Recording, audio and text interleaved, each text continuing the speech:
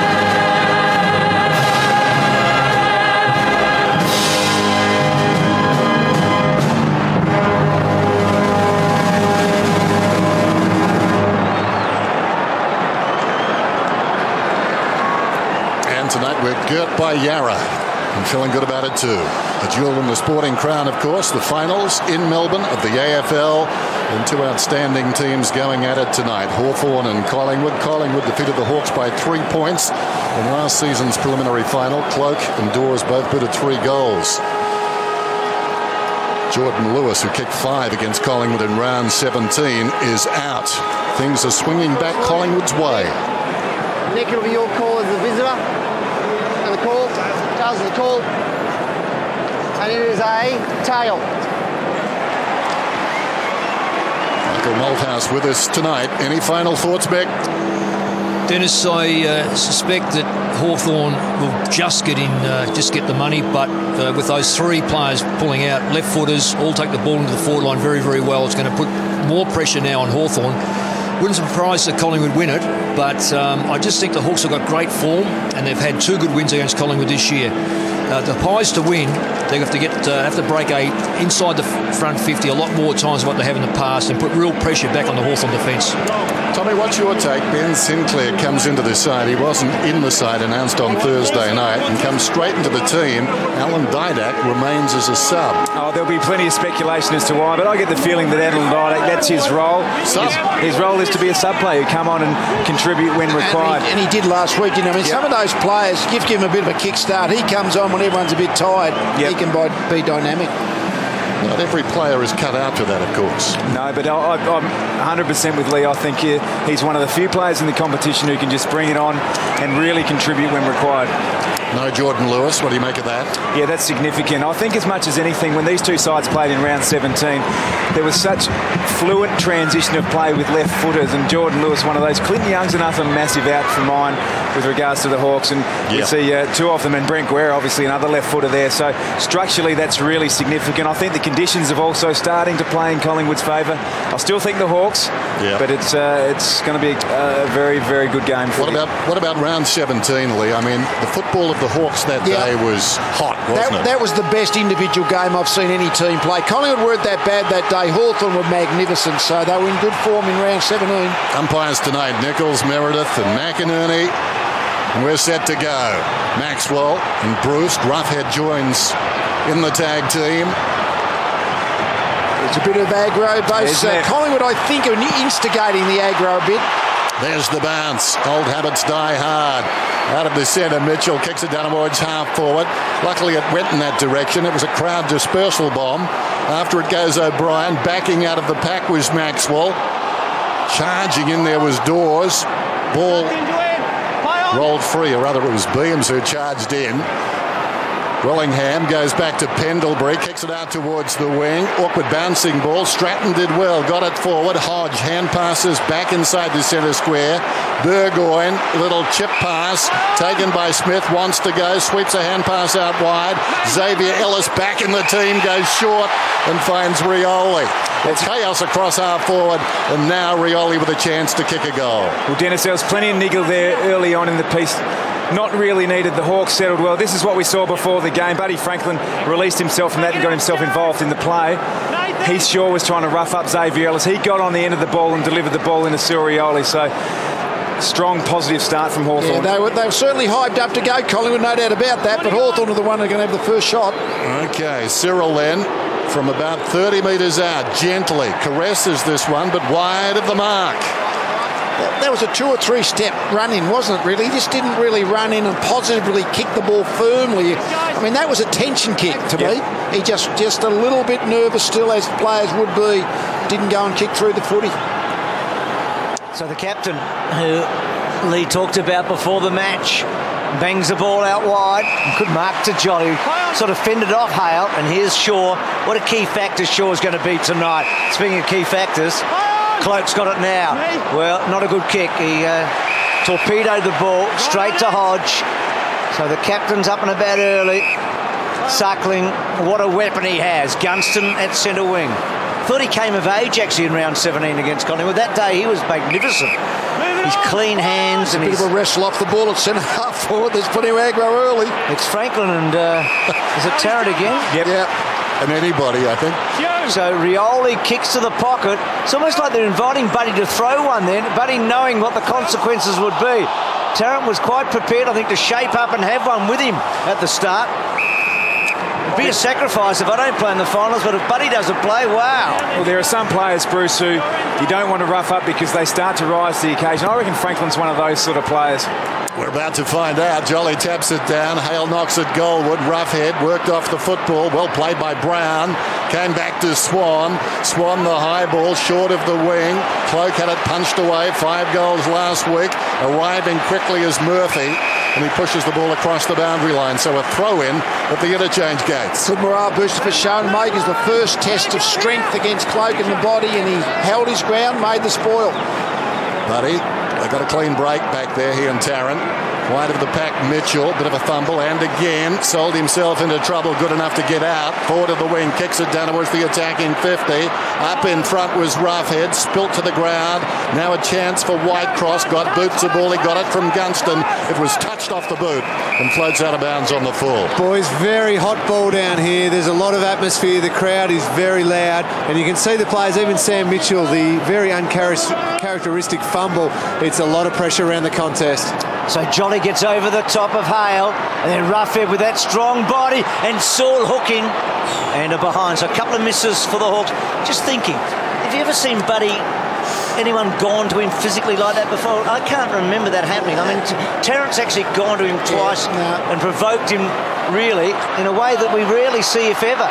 Rioli, inside bottom, and that came off Cyril on a boundary throw-in.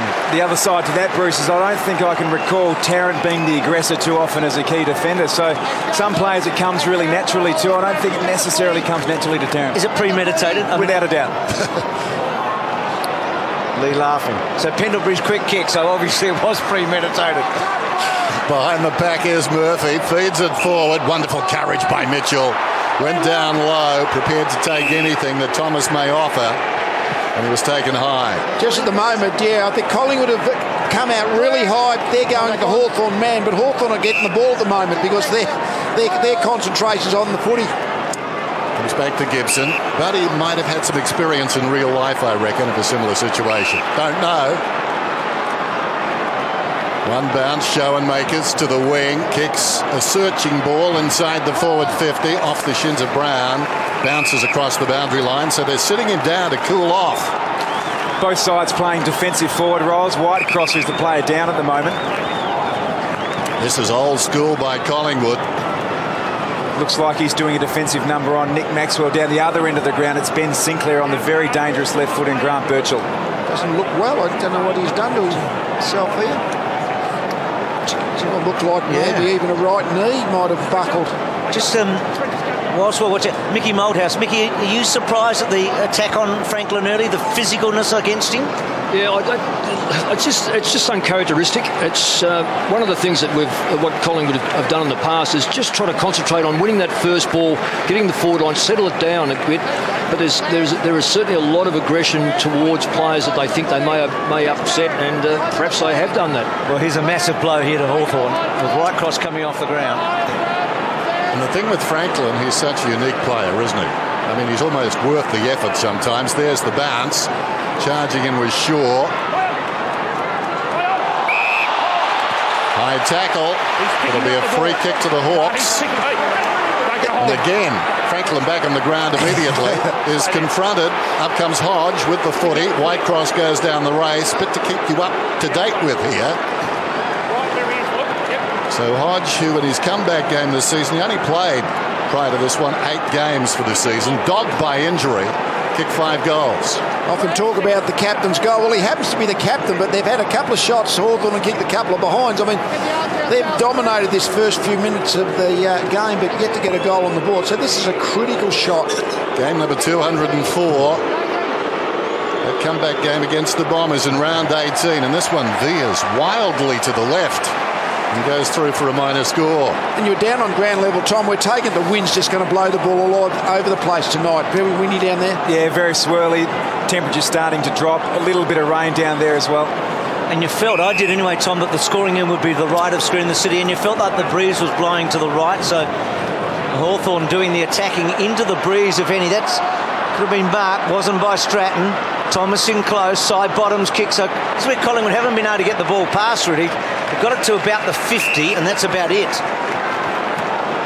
Yeah, it is very blustery down here, guys, but I've been watching the games here the last few weeks. It has been windy, and generally the punt road end, I reckon you have to go at the left-hand post. Side bottom, quickly tackled. Hodge, terrific, and a lovely give by Smith, who got it to Hale, who got it to Ellis, who kicks to half forward. Now Franklin and Tarrant, first time they've really had a crack at the footy. They've been having a crack at one another. Buddy did it well. Puopolo rolling it for a behind. Don't know who's been winning the fights, but Buddy won the ball first there. So here's Mitchell with a little bang. Short one comes into Pendlebury. Immediately plays on out of the back pocket, sends it up towards the wing. Wellingham, Buddy's roommate, takes the mark. Defensive side of the wing. They played together at Perth. Just jams it forward of the wing, taken by Dawes to side bottom, down towards half forward. Awkward half volley. Fasolo can't get down and mark it. It goes out of bounds. That is not the kick that you want to be doing against Hawthorn. You want that one to go long and deep to cloak one out, really test Schoenmakers out, get him in a one-on-one contest early. Hawks 4 behinds at the moment. Beams did nicely, side bottom. Swan, dangerous tandem there. The long ball down towards full forward, off hands across the line. Cloak was the target. And Collingwood register their opening score. Guys, Savage is coming on, so they've already made the call on Whitecross out of the game. That is a massive out in the first 5 minutes. That's a huge round on the top of Lewis as well. So Lewis played a role on Shaw last time and kicked 5 goals and engaged Shaw. Whitecross's role was quite clearly to engage Maxwell, so they're a player down in that particular role. Savage's stock's risen in the last 24 hours. He wasn't going to be playing at all, and now he's going to be playing just about the whole match here. Rough it in hard there. High, Brown. High, Sanders against Schiffer coming in from the front. High tackle. High contact. So Brown, so here's Savage about to come on the sub. So Pendlebury gets it from Brown. That's that long quick ball in that Lingy talked about. Sinclair Rowe couldn't quite. Showmakers was good. The tackles come on him. Blair down very low. Cloak has to try and get that ball. Jig Gibson was fantastic there. Ellis and Bruce sort of getting involved. Wellingham with his hip and shoulder on Gunston. Well held up though. Sinclair, hot footy, a slippery footy. Harry O chasing. Back to Jolly. Hodgie right up the front. Nine. Easy up now. So you reckon that doesn't lift your teammates? Straight up. Darren, straight up. Right in front of Lingy and Richo, they would have heard every bit of that. Yeah, that was a hard clash. Darren Jolly got Hodgie in a headlock. Hodgie's not happy with it at all. Free kick against Daisy Thomas there off the ball. I think, as I said, Collingwood have just come out really hyped up. So they're really aggressive, but if you're not aggressive first of the footy, you get free kick constantly in these modern interpretations. Birchall with the free. Dangerous angle on that one. Gibson made it look okay. Comes out wide to Savage, the sub who's on the ground in place of Whitecross. He's 75 metres out from goal. Early going on a Friday night. Savage gives it a ride. Savage starts of the game. Behind his doors, got a fist to it. Knocked it away from Hale. Diving in there is Rioli. Slaps it to a dangerous situation. Under pressure is Maxwell. Hooks it out of there. Franklin has to wait. Not ideal given the circumstances leading up to that. In goes Beams, got a hand pass over his shoulder. Tarrant missed the football. Sewell's got it. Slips it away to Hodge. Stolen away by Cracker. Cracker drives it long towards the wing. Cloak had it punched away by Gibson, who follows up brilliantly. Gibson still going. Well done, Wellingham. Got it to Cloak. Cloak the high ball towards half forward. Gets it to about 60 metres. Schoenmakers, his opponent, belts it away. Sinclair and Stratton. Stratton almost got an effective one there to Ellis. Ellis, little handball. Saul held up by Swan. And getting involved, Johnson and the ball up. What a great start to this match. Couple of important wins by Schoenmakers so far. So here's Whitecross. Well, so just absolutely gut-wrenching for him. I mean, 5-10 minutes of a final. He's got a little smile there. Might be good news. Yeah, well, it was a wry smile in the end. So maybe in the short term, not so good. Well, Johnson got down low. It's interesting, the umpire 10 metres from the contest paid that he ducked, but the umpire 50 metres from the contest has paid the high tackle. Good decision. So Johnson, as he always does, he wheels around. He asks a lot of Fasolo. Well done by side bottom for Solo. A second chance then. 55 metres out. Long down towards full forward. Cloaks the target. 3 on 2. The third man up, Gibson, gets a fist on it. Knocks it out of bounds. Well, that was great. You saw on that occasion Schoenmakers actively engaged Cloak because he had the comfort in numbers knowing Gibson could come over the top. Boundary throw in Roughhead towards Cracker as it turned out. Shields in trouble. Sewell did brilliantly. Kicked there by Ellis into the back of a teammate, and it ricochets out of bounds. That was Suckling. Well, the reason Gibson was able to come third man in there because Jolly was coming off the ground and Dawes was going into the ruck. It left Gibson free to come off. Hawks by 3 points. Behind the pack, Swan. Hand pass a bit too tall for the man in short, Thomas. I think it was intended for Johnson. Back over the shoulder. Well done by Mitchell. Savage backed his skills, went down and picked it up. Pushed off the line of the football, Burgoyne. Wonderfully played behind the play there. That was terrific by Maxwell. Blair goes down towards the pocket, and the mark is taken in defence. No, in fact, it was punched away. I thought it might have been a mark or free kick to Savage. Nothing doing. Dennis, you were spot on about Maxwell. That was just fantastic stuff there. Thomas to Dawes to Johnson. They're scrappy, the Pies, but they're scrapping forward. Beams to full forward. Short, nearly. Didn't quite. Good hands at the back that came from Puopolo. First off, and that ball rolling. What's the decision? Well, there you go. The standard has been set for the night. Yeah, well, and that there's going to be a lot of them if this is going to be the standard because, I mean, that was a 50-metre kick. About 20 metres in, it bounced out. So you blame the Sherrin as much as the kick, eh? So Tarrant getting pushed out was for Solo. Gibson belts the ball away. Gunston got down low. Good tackle. Gibson rode the tackle beautifully. Gunston off a step. Good kick. Here they go. Bruce on the outer side. Running back is O'Brien. Just 2 men running inside the forward 50. Nobody near them. In front is Smith. Punched away by O'Brien. Still no help arriving. O'Brien and Smith. He crawls after the football. Knocks it back into the path of Bruce. Bounces off a would-be tackler. Slips a hand pass back to Smith. They're doing Trojan work, those two Hawks. It comes across towards Pendlebury. Throws it on the boot towards the outer side. Awkward bouncing football. Beat Cloak. Schoenmakers. Side bottom was held. Not a bad free kick to concede right there. No. He was beaten for pace, wasn't he? He had to hold him up. He's done well on the one-on-ones, really Schoenmakers, hasn't he? I mean, he'd be feeling that I can hold this job tonight. I can do the role. So side bottom, that's centre wing. He's going to set it up. Cloak again. A couple to fly against him, and that one again finds the boundary Gibson's line. fist. He had 21 spoils once, which I think is the most ever recorded. I reckon he's had 6 in about the first 10 minutes of the game, 15 minutes of the game. He averaged 8 a game for this season, ranked 2. He had an average of 14 in the finals last year. Amazing. Can you rove off it though, Lee? I mean, can you pick it? I mean, it's a thump. It's a clenched fist thump, so it goes a long way from the pack. Fair enough. So here's Maxwell. Liked his start to the game. Belts the ball on. Cloak! Well, he just about moved everything there, including the broadcasters, but he didn't quite hold it on the up Gibson. And now Birchall on that trusty. Still on that trusty. And can he find a target out wide? O'Brien, well played Burgoyne. Smith's got some leg speed. Picks it up.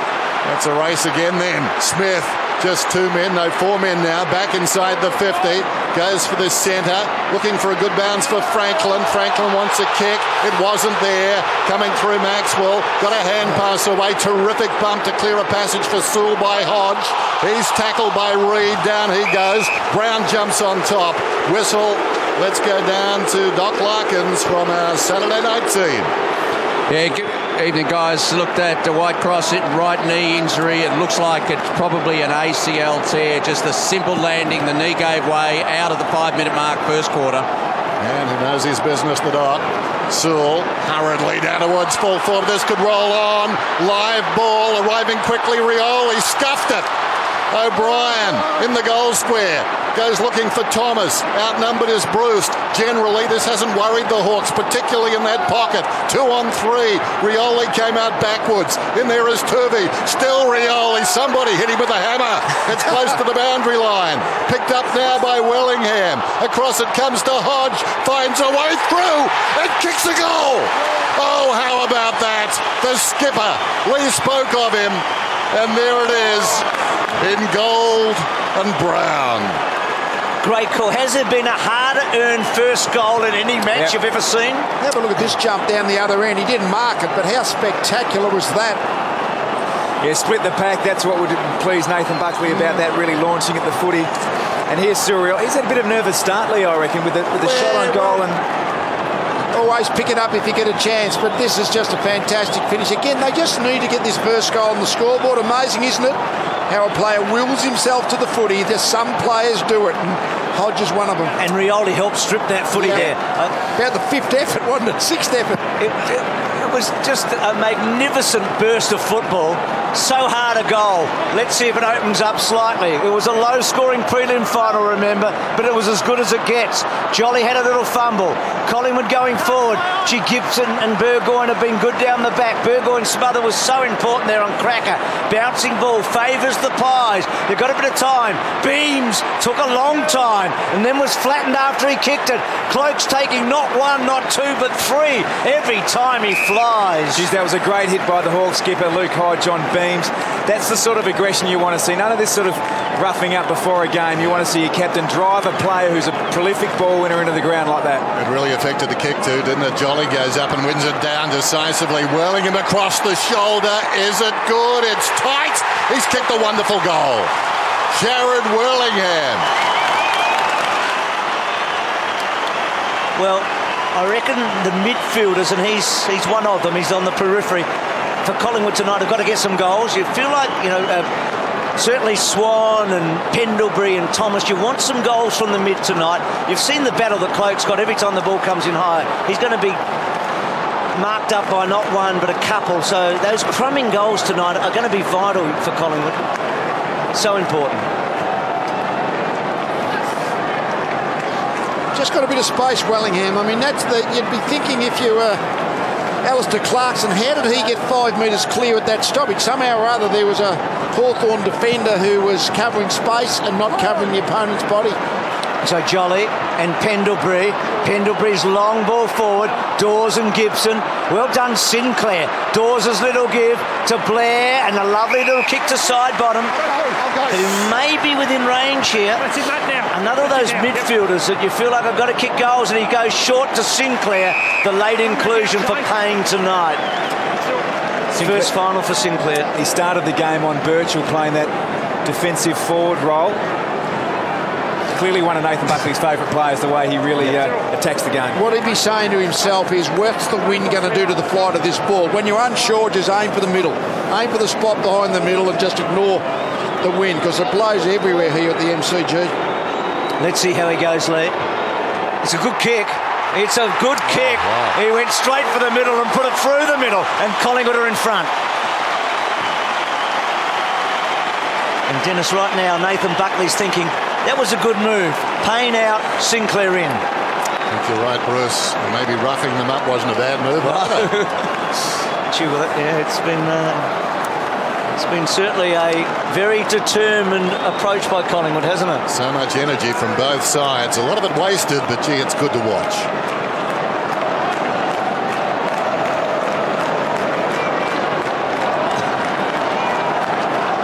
Well, there's Nathan Buckley. Before the game, he said the one non-negotiable for this club tonight, Collingwood, was contested possession.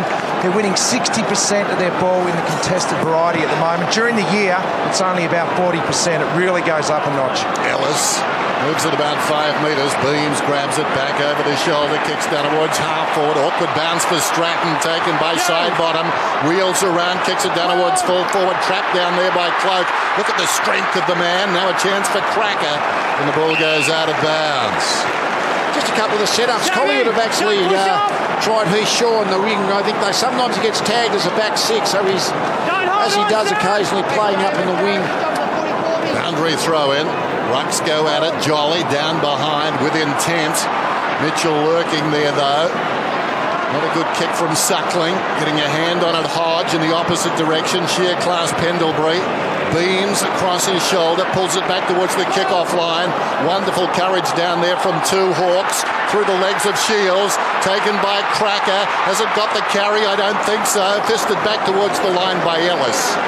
The minor score on the margin is out to 4. Do you like Collingwood's last 5 minutes? Well, hanging pretty tough, the Hawks. The Pies with 11 of the last 15 inside 50, so the Hawthorn defenders really under the pump. But got to be said, their work as a group's been pretty solid. At the moment, the pressure on the midfield is making it a little easier for the defence because they're getting plenty of help from their midfielders, really working hard defensively. So Suckling, that's a careful kick for him. Gets to Smith, but still in the back 50 here, in the defensive 50 arc. So Hawthorn having to play a slow game just for the moment. Maxwell in a good spot. Bruce did so well there. Little give was good. Puopolo running hard, gets the ball back to Bruce. They open it up. That was clever. Bruce from 60 metres sets it for Rioli. Not a good kick, and Tuvey able to cut it off. So Bruce made a bit of a meal of that, and Blair has to wait. And Birchall picks him off. Birchall's got some help with Gunston. He shrugs off Blair and then squeezes it brilliantly, and Cyril's going to get that goal at long last, and the Hawks are back in front.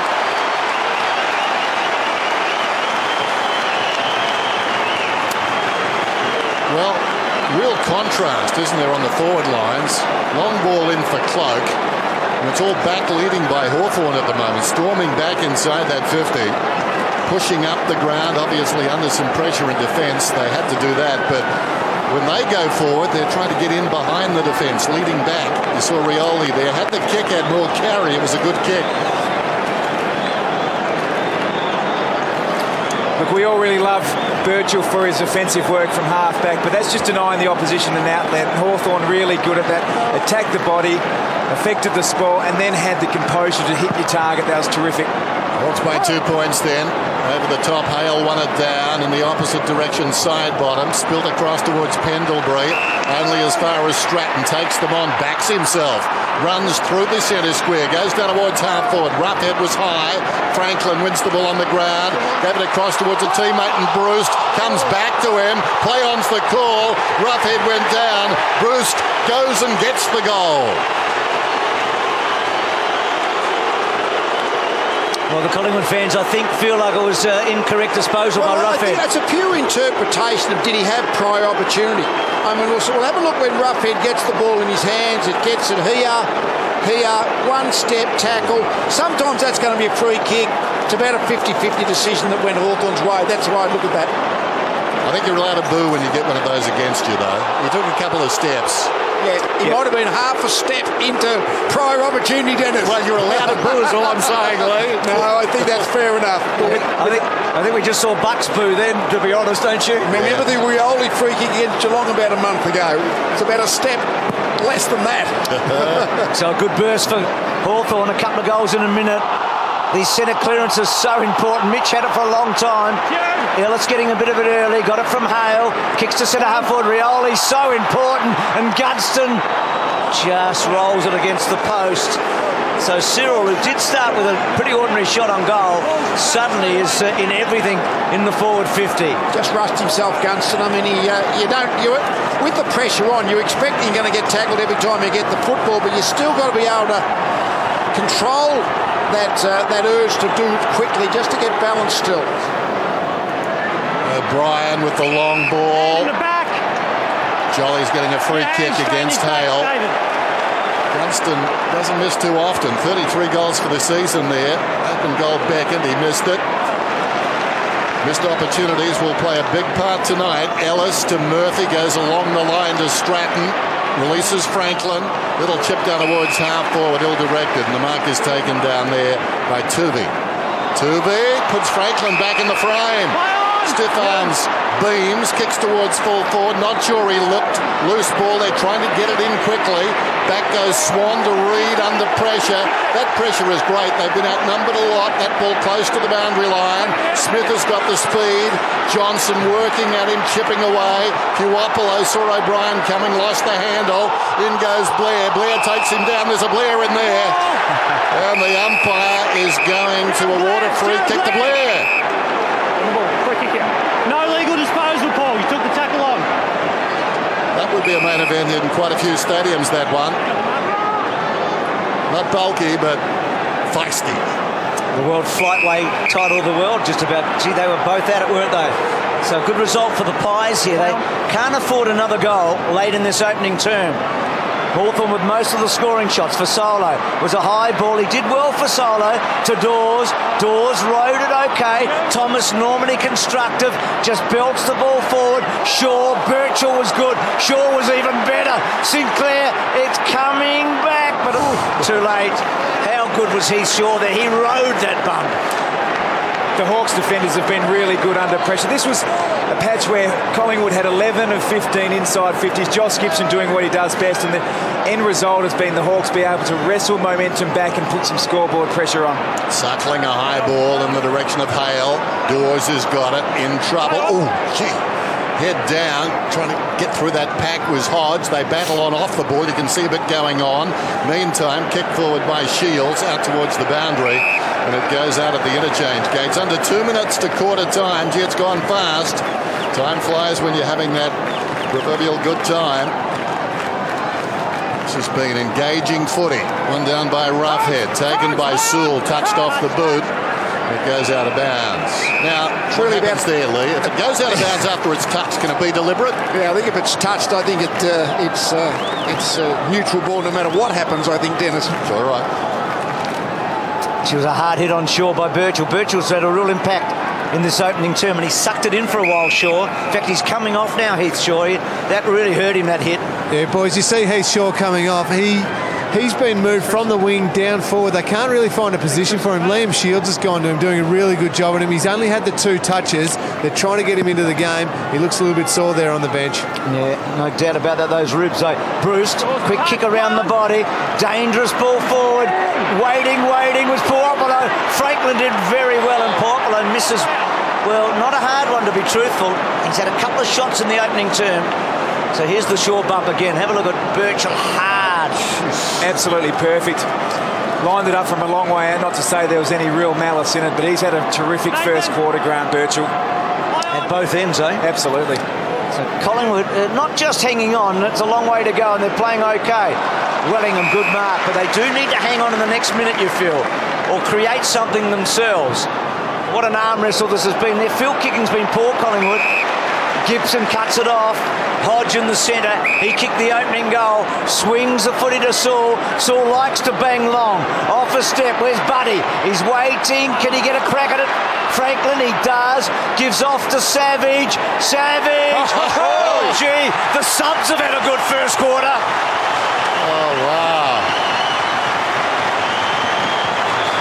This is the difference. We saw Sinclair do one of those down the other end for Collingwood. It needed about another 2 metres and it would have bounced right, but this is an unbelievable finish, isn't it, really? I mean, we see it so often. You think, oh, this is not that hard, but he knows it's going to take a bit of a right-hand turn in its flight. That's a fantastic finish. Yeah, there's nothing fluky about that at all. He's at the right point of the ball. And the players, the modern-day players, practice this at training all the time.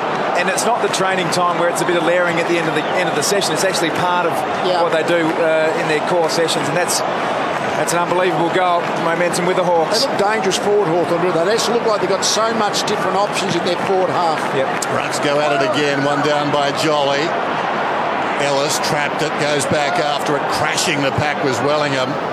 In there is Sewell. Whistle goes, we'll have a ball up. Back in round 17, Hawthorn led that day, the Saturday game, by 16 points at quarter time, and Clarko put a hole in the wall, so they're up by 15 at the moment. I think he's maybe had a couple of incidents since then that might stop him doing that tonight. Savage out of the middle, so no need for a call for a clean-up in the Hawthorn coach's box just yet on aisle 3. Here's a chance for Sewell, in trouble across half-back.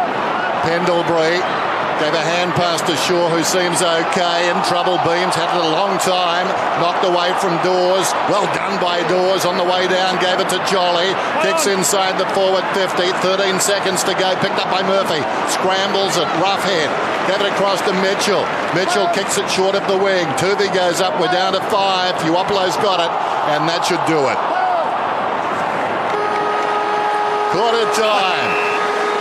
Amazing, Welcome to the big time. If you haven't watched a game of footy for 20 years, it hasn't changed. This is what footy was like 20 years ago.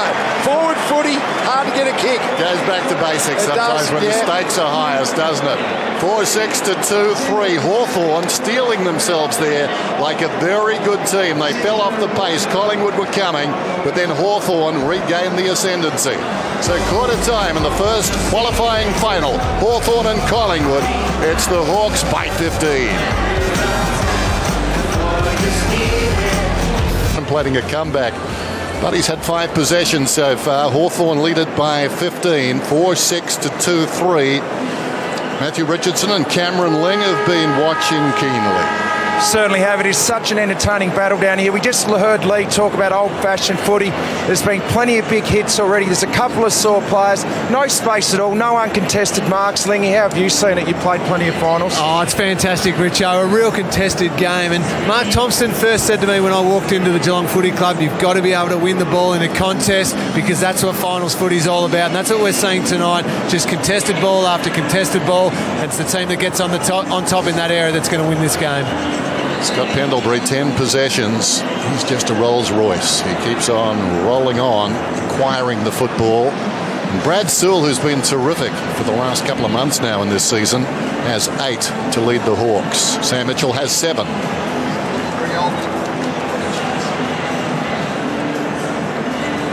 He's a warrior.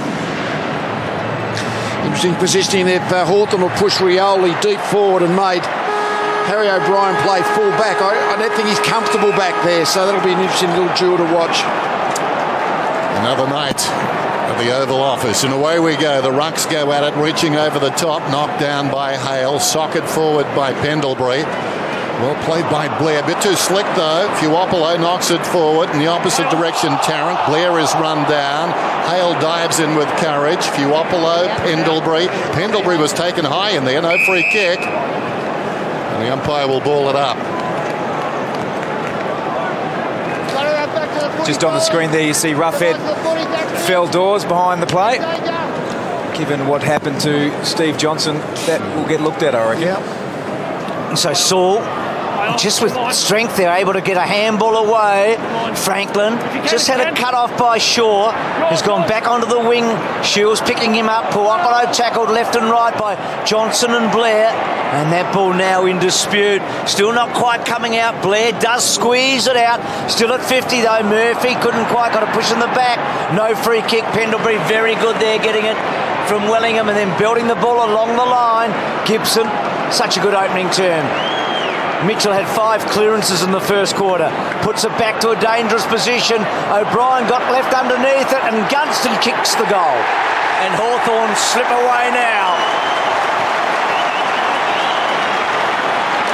He's just got that innate sense that goal kickers have. He generally knows where the goals are. That blemish in the first term was most uncharacteristic. He's just turned up in AFL football, firstly at Adelaide and now with the Hawks. They knew what they were buying, a guy who can feed off other key forwards and kick goals for them. And that was good stuff. He's an opportunist. He's a tall opportunist. They're rare. Just so efficient with the way he goes about his business in the forward 50.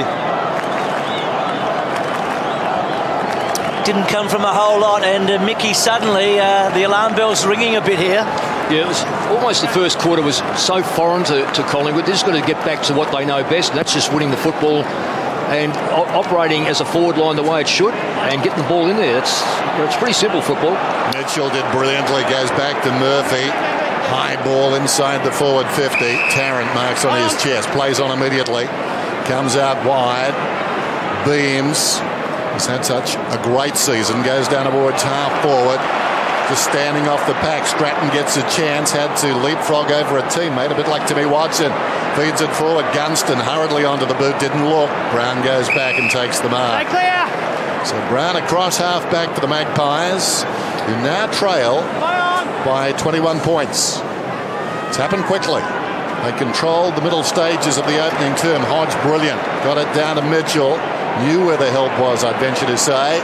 Comes back to Schoenmakers. To Smith. They've got the appetite now. Sewell is flat-footed. In trouble. Penalised for holding the football, or more correctly, incorrect disposal. Gee, wasn't he keen to get back inside Sam Mitchell? I mean, he took the punt up, taken it back into the centre square. Collingwood did a good job to turn it over with the tackling pressure. So Shaw off a step, good looking kick off the boot, and Vines Wellingham on a long lead and right on his limit, I reckon, with this breezy night, a windy night. It's really been affecting the flight of the ball down this left of Cameroon, hasn't it? Every shot, mostly it's drifted left. Kicked a goal in the opening term. That was a snap. Now that one was pushed to the right, and the goal coming, and it's Cloak who's kicked it. Well, amazing, isn't it? The advantage of the big man staying down sometimes because the pack is so Cloak conscious. Just hung at the back there, and he got the crumb. And Dennis, all the pressure now is off Cloak suddenly. I mean, he didn't get a goal in that opening term. He'd had a lot of one-on-ones. Now suddenly he's got a goal, and you feel like, he'd feel like he's really in the game now, won't he? Yeah, no doubt about that. Clarko. So much to ponder. Well, it doesn't matter how you get them as a forward, and Travis Cloak not flying on this occasion gets a nice one out the back, and that's called a confidence pill. When you kick a goal, you start to feel pretty good about yourself. He's had a hell of a battle with Schoenmakers, and that's a good result. And they don't test for those. Line of the pack, here's a chance for Sewell. Mitchell a half chance. After it goes Hodge, who soccers it forward. Opportunity for Ellis, run off the line of the footy. Jammed on the boot by Gunston down towards full forward. Here's a chance for Roughhead to Ellis. Over the top, live ball in the square. Tuvey gets back first. Wellingham, moments ago, had it on the forward line. In the back pocket now to the outer side. Birchall comes back hard on Sinclair. Sinclair gets the free. Advantage is taken. Swan feeds it forward. Jolly took a while. Drops it towards half forward. Down goes Cloak. Swooping on the ball. Another tall man indoors. Gave it across to side bottom. Brilliant kick. That was a brilliant kick around the corner. Now an opportunity for Cloak. He takes the mark. Deep in the pocket. Spots Cracker. Comes back to him, and Cracker's marked it. Dawes involved in the build-up. Got it to Cloak. And Cloak had the vision to spot Cracker 25 metres out. Cracker has been very quiet. Just 2 possessions. Good look inside. I mean, really, when you take the ball on the boundary line and you've got a set shot, you have to look into the centre corridor. Cloak had a look, instinctively just gave it, didn't think about it, gave it. Sets up a relatively easy shot. Gets the goal, doesn't miss too often. Certainly not from there. But the kick by Sidebottom really set it up because he knew the man was coming across his leg, and instead of kicking it up where the big guy was to try and get this smother, he kept it low with intent. It bounced to Dawes, and the rest, as they say, is history. First kick for Dawes tonight. I've liked his game, actually, Dawes. I reckon he's done okay. Yeah. Mate, in the first quarter they had 15 inside 50 entries. Collingwood for 5 shots. They had 2 this quarter for 2 goals.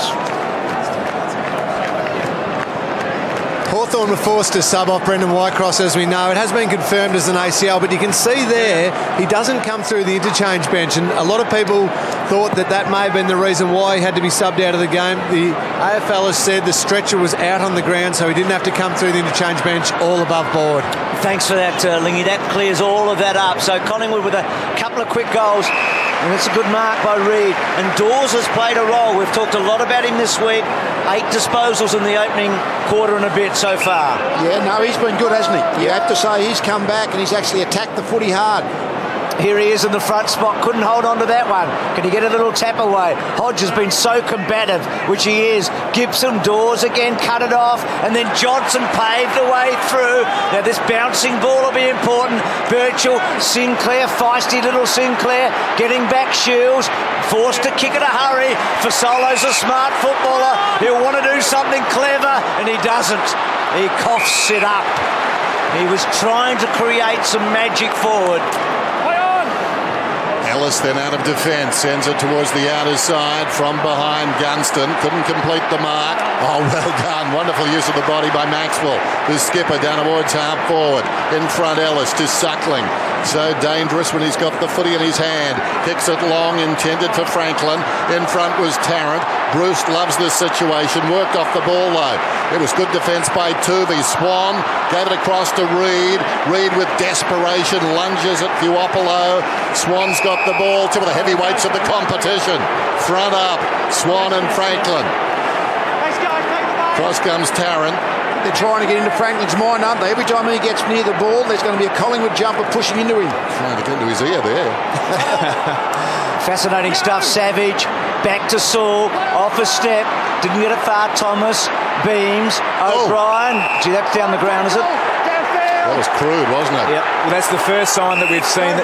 That's the first sign that we've actually seen Franklin respond to some of the play. That's taken a quarter and a bit. We know how Collingwood have approached him. Let's see how he responds.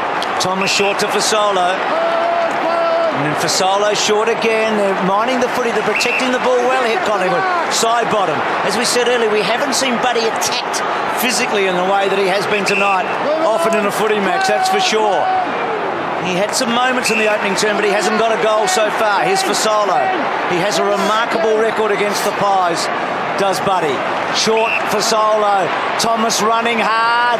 And sure, well, they've played the boundary line. I reckon Mickey Moldhouse will be smiling right now. They have played the boundary line so well here.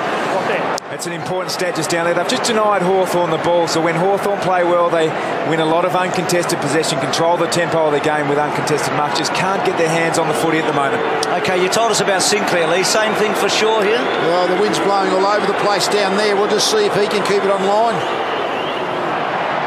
Well, it was going to be a hard hit, wasn't it? He's missed a lot, unfortunately. I think we've seen when there's a southerly breeze at the MCG, which is basically blowing towards this end of the stadium, at that end of the ground, the wind just chops all over the place. What are you seeing here, Mick, at the moment? Collingwood coming back a bit? Oh, absolutely. And they've gotten ahead of Hawthorn, and I think that the more you handle the football against Collingwood, the more likely you are to muck it up. And here's another classical case. Suckling, dangerous.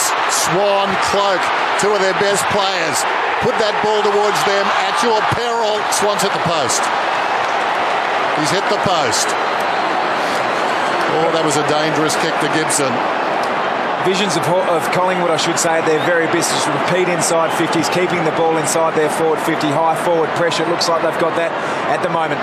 8 points the margin. Ball at the back of the pack. Blair on a collision course with Birchall. Or was it Bruce? It was Bruce arriving quickly. Opportunity for Rioli. Through the legs of Tuvey, got a hand pass away to no one in particular. Rioli went out the back knowing there was help there. Twisting, turning, Mitchell did brilliantly. Gives it back to Stratton, who gave it to him. The high ball up towards the wing. It's going to be a free kick. It'll go to Brown. So in the first term, we saw Hawthorn under real pressure, grab back the initiative, and now Collingwood doing exactly the same thing. Well, you can't use your body anymore because that was just in front of us here. Jared Rufford just nudged him out with the hip. Nothing in that. Hodge got a dangerous bounce, couldn't quite. Bruce rode it beautifully to Hodge, had it stripped though. Willingham's been good doing that tonight. Suckling, good tackle. O'Brien. How fierce is the Pies right now? Hawthorn have to respond. They do get a free kick. They've had 38 tackles, Collingwood. Go back, Matthew. Let him go, Sharon. Let him go, please. 38 tackles. I mean, 80's a really good tackling effort in a game of footy, so they're really on tonight in that part of the game. Suckling sets up a high ball. Franklin, can he get a crack at it? The ball's at the back. Shaw, normally good. Paopolo got in first. Shaw, now is that deliberate? What's the umpire say? We had no other intention than to get the ball out of bounds. So I don't see any different to the Shinemakers one. Have a look here. Personally, I'm thrilled that it wasn't paid. Side bottom. Indiscreet hand pass. Mitchell set upon. Well done by Blair. Digs it out. Thomas.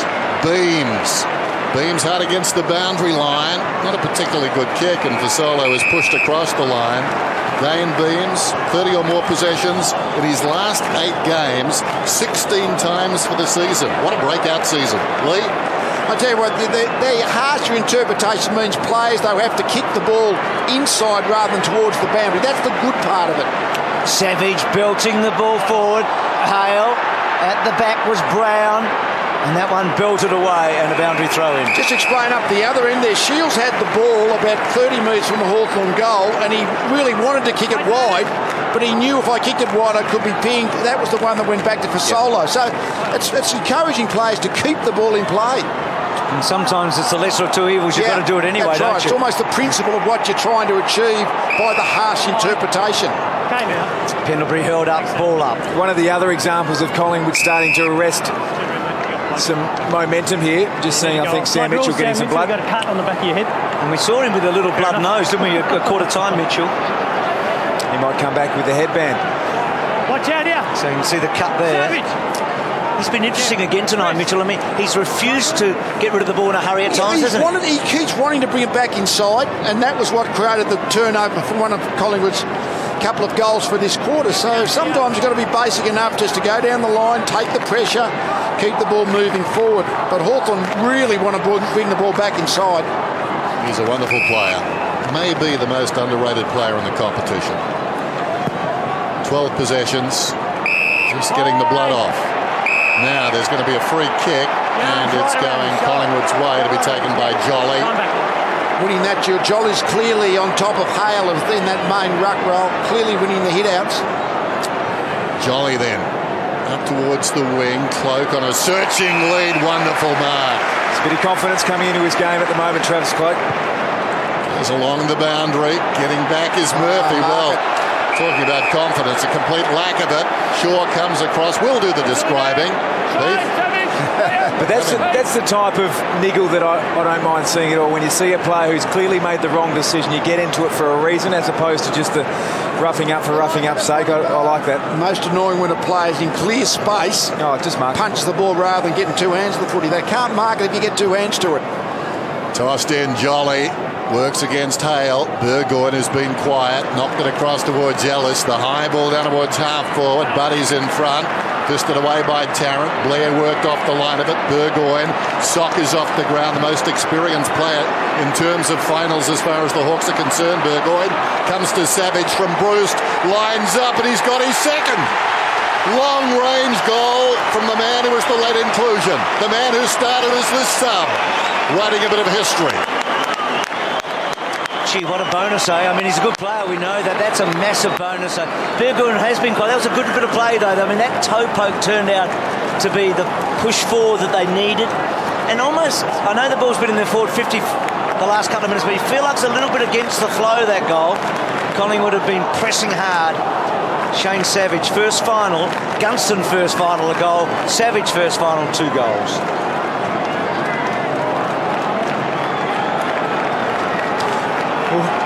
Hawthorn, I should say, going forward in the past 5 or 10 minutes has been the long ball in, which has worked to Collingwood's favour. On that occasion, an atypical version of the goal for the Hawks. Good tap by Dawes. Mitchell bandaged up, did well. Reid just has to search for it. He's got it now. And can he bring it back? He does to Blair. So Collingwood have worked hard, but they still trail by 14 points. Savage with a couple of goals. And that's a poor kick. Poor kick by Blair. And that's 50. Well, that's better. He punched it before Murphy, but this time got 2 hands up to the footy. The message might have gone out to just remind him of that fact, but he did it.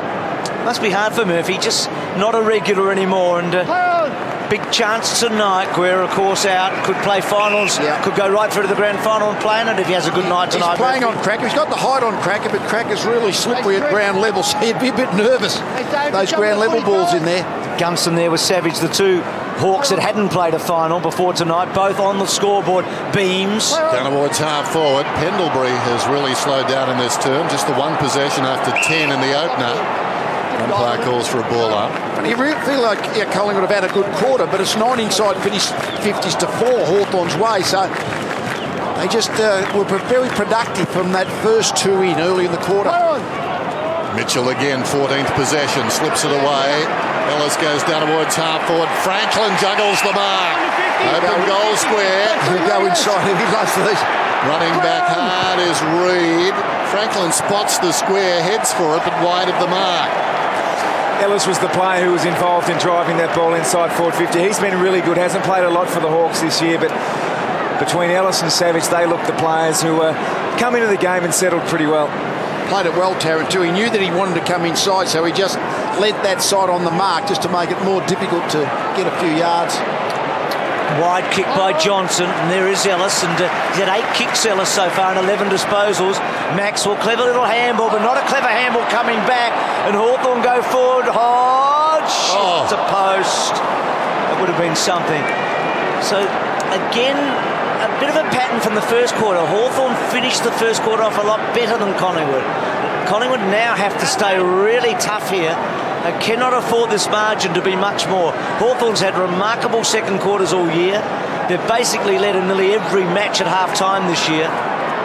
And right now, Collingwood do not want to concede another score, and that's a terrible kick-in, and Hodge cuts it off. I mentioned Burgoyne before, only 3 touches. He's moved onto the ball at the moment. Great kick. So Rioli on the end of Hodge.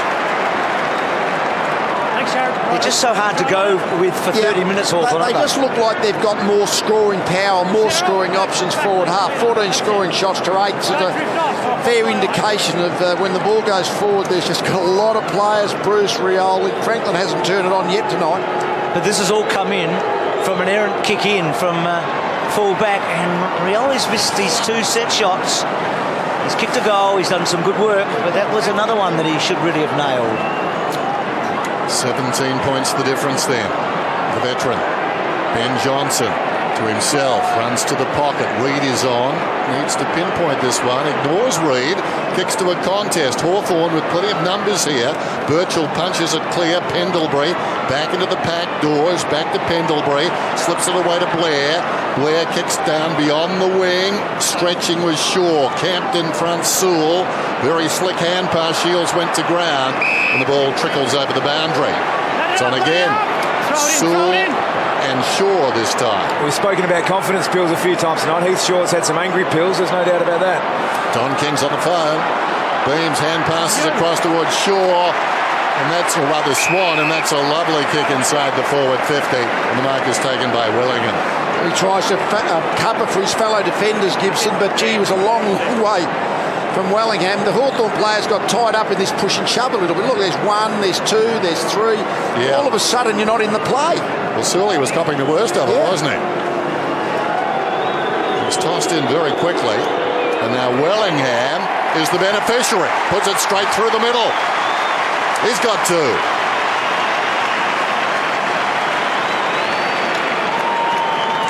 So Sharon Wellingham just getting the break there, slipping his minder, but it was always hard for the defensive player simply because the ball was being carried unchecked down the ground, and as Lee said, a bit of a skirmish back on the wing, but it always worries me that umpires just get on with the game. What about the bloke who doesn't want to fight? You're just left to your own devices.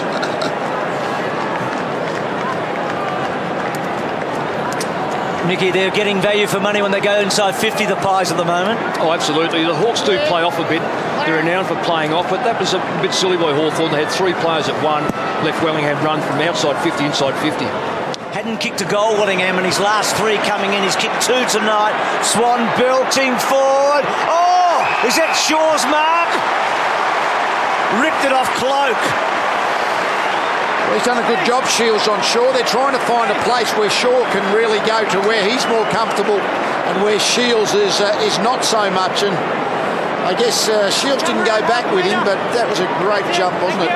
It was a great jump, a great mark, and now he's got a chance of doing something he's never done. Kick a goal in the final. He's done a lot of good things. He's had a pretty good smother at this end of the ground in the final. This would be something if he can slot it home. He has. Collingwood come back hard.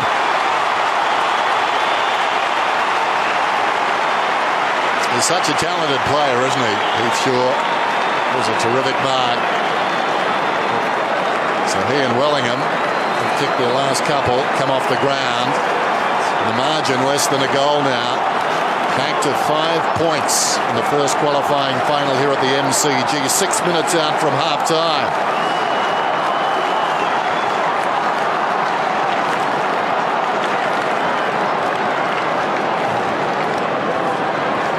Well, he's having one of those nights, he's sure, but he's starting to get involved. Got involved in that wrestle. The Hawthorn boys were preoccupied with him. Now he kicks the goal. The other great job being done this quarter is young Sinclair on Birchall. Hasn't touched it this quarter, Birchall. Jolly taps it down. Rioli smothered by Jolly. Chance for side bottom, looking to go back to Beams, getting in the road. A teammate there in Swan, pushed in the back for Solo. Swan is getting busy as well. This is Beams down towards half forward. They took the advantage. Cracker, side bottom around the corner. Sinclair in a negating roll. Can't get on the attack there. The ball bounces out of bounds. So a throw in. 5.5 minutes out from half time. Nathan Buckley played in 10 finals. Now feeling one as a coach.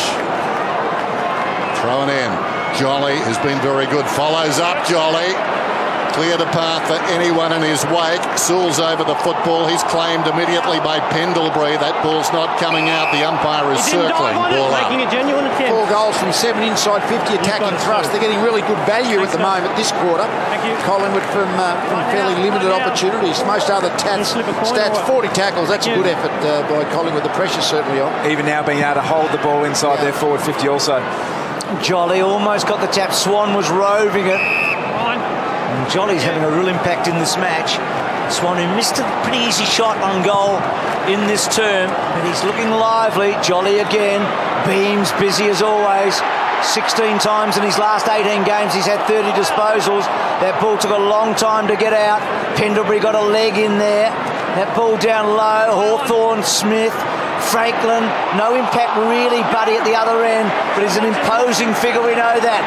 Daisy just searching on his 150th. He and Birchall, the milestone players tonight. And it's...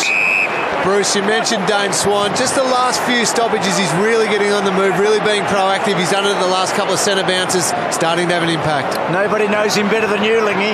That kick towards half forward. Schoenmaker's almost, and there is Swan trying to cut it off. Cloak goes back. Johnson's on the right side for him. Good kick. Cracker on the end of it. Collingwood to go to the lead if he kicks it straight from here. The ball had to go out of bounds from the Hawks. The long ball came in to the 50 on a tight angle. Hawthorn spalls it back inside. Travis Cloak able to swoop up. Ben Johnson used the ball well on his left foot, and Andrew Cracker. That's too easy. There's another example where the Hawthorn defender could have just got 2 hands up and marked it, but they're just a little bit shaky all of a sudden in the air down there, the Hawthorn defence. 35 goals last year, Cracker. Sorely missed this year. Hitting it hard, banging it home. He's kicked 2. He kicked 3 in the grand final last year. Collingwood are in front. Well, they're rolling now, the Magpies. Cracker's been dangerous on the forward line. When they're controlling the ball, he can get free.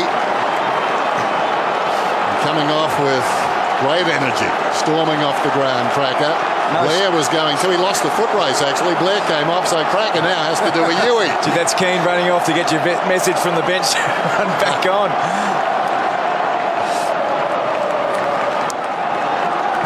Do you reckon that doesn't mean something for Andy Cracker? He's been great. 2 goals. The other thing that they've done, they've shut Hawthorn down completely this quarter. Only 6 marks. This is the team that takes more marks than anyone else in the competition. Swan dragged down. Suckling goes after it. Hawthorn's biggest lead in this term, just after quarter time, was 21 points. Suckling drives it long inside the forward 50. Roughhead came at the footy. Smith did well to control it. Gave it across to Burgoyne. Wellingham leads back. Puopolo was bearing down, as is Bruce, and he bundles Tuvey over the line. A lot of people have said Hawthorn and Geelong can't meet in the grand final. Well, they can if Hawthorn lose tonight. Gee, you are working in advance there, Dennis. But you're right, they go to that other side of the draw. If they keep winning, of course, they get to that prelim final. Rioli, how did he do that? Belts it out, and it's a boundary throw-in. I mean, you feel like the whole season turns on its head if Collingwood win tonight, because the favourites then have to come to the grand final via either Sydney or Adelaide in a prelim final. But there's a long, long way to go. And Hawthorn have got such a talented team. Puopolo, Smith, another left footer. And they're back in front.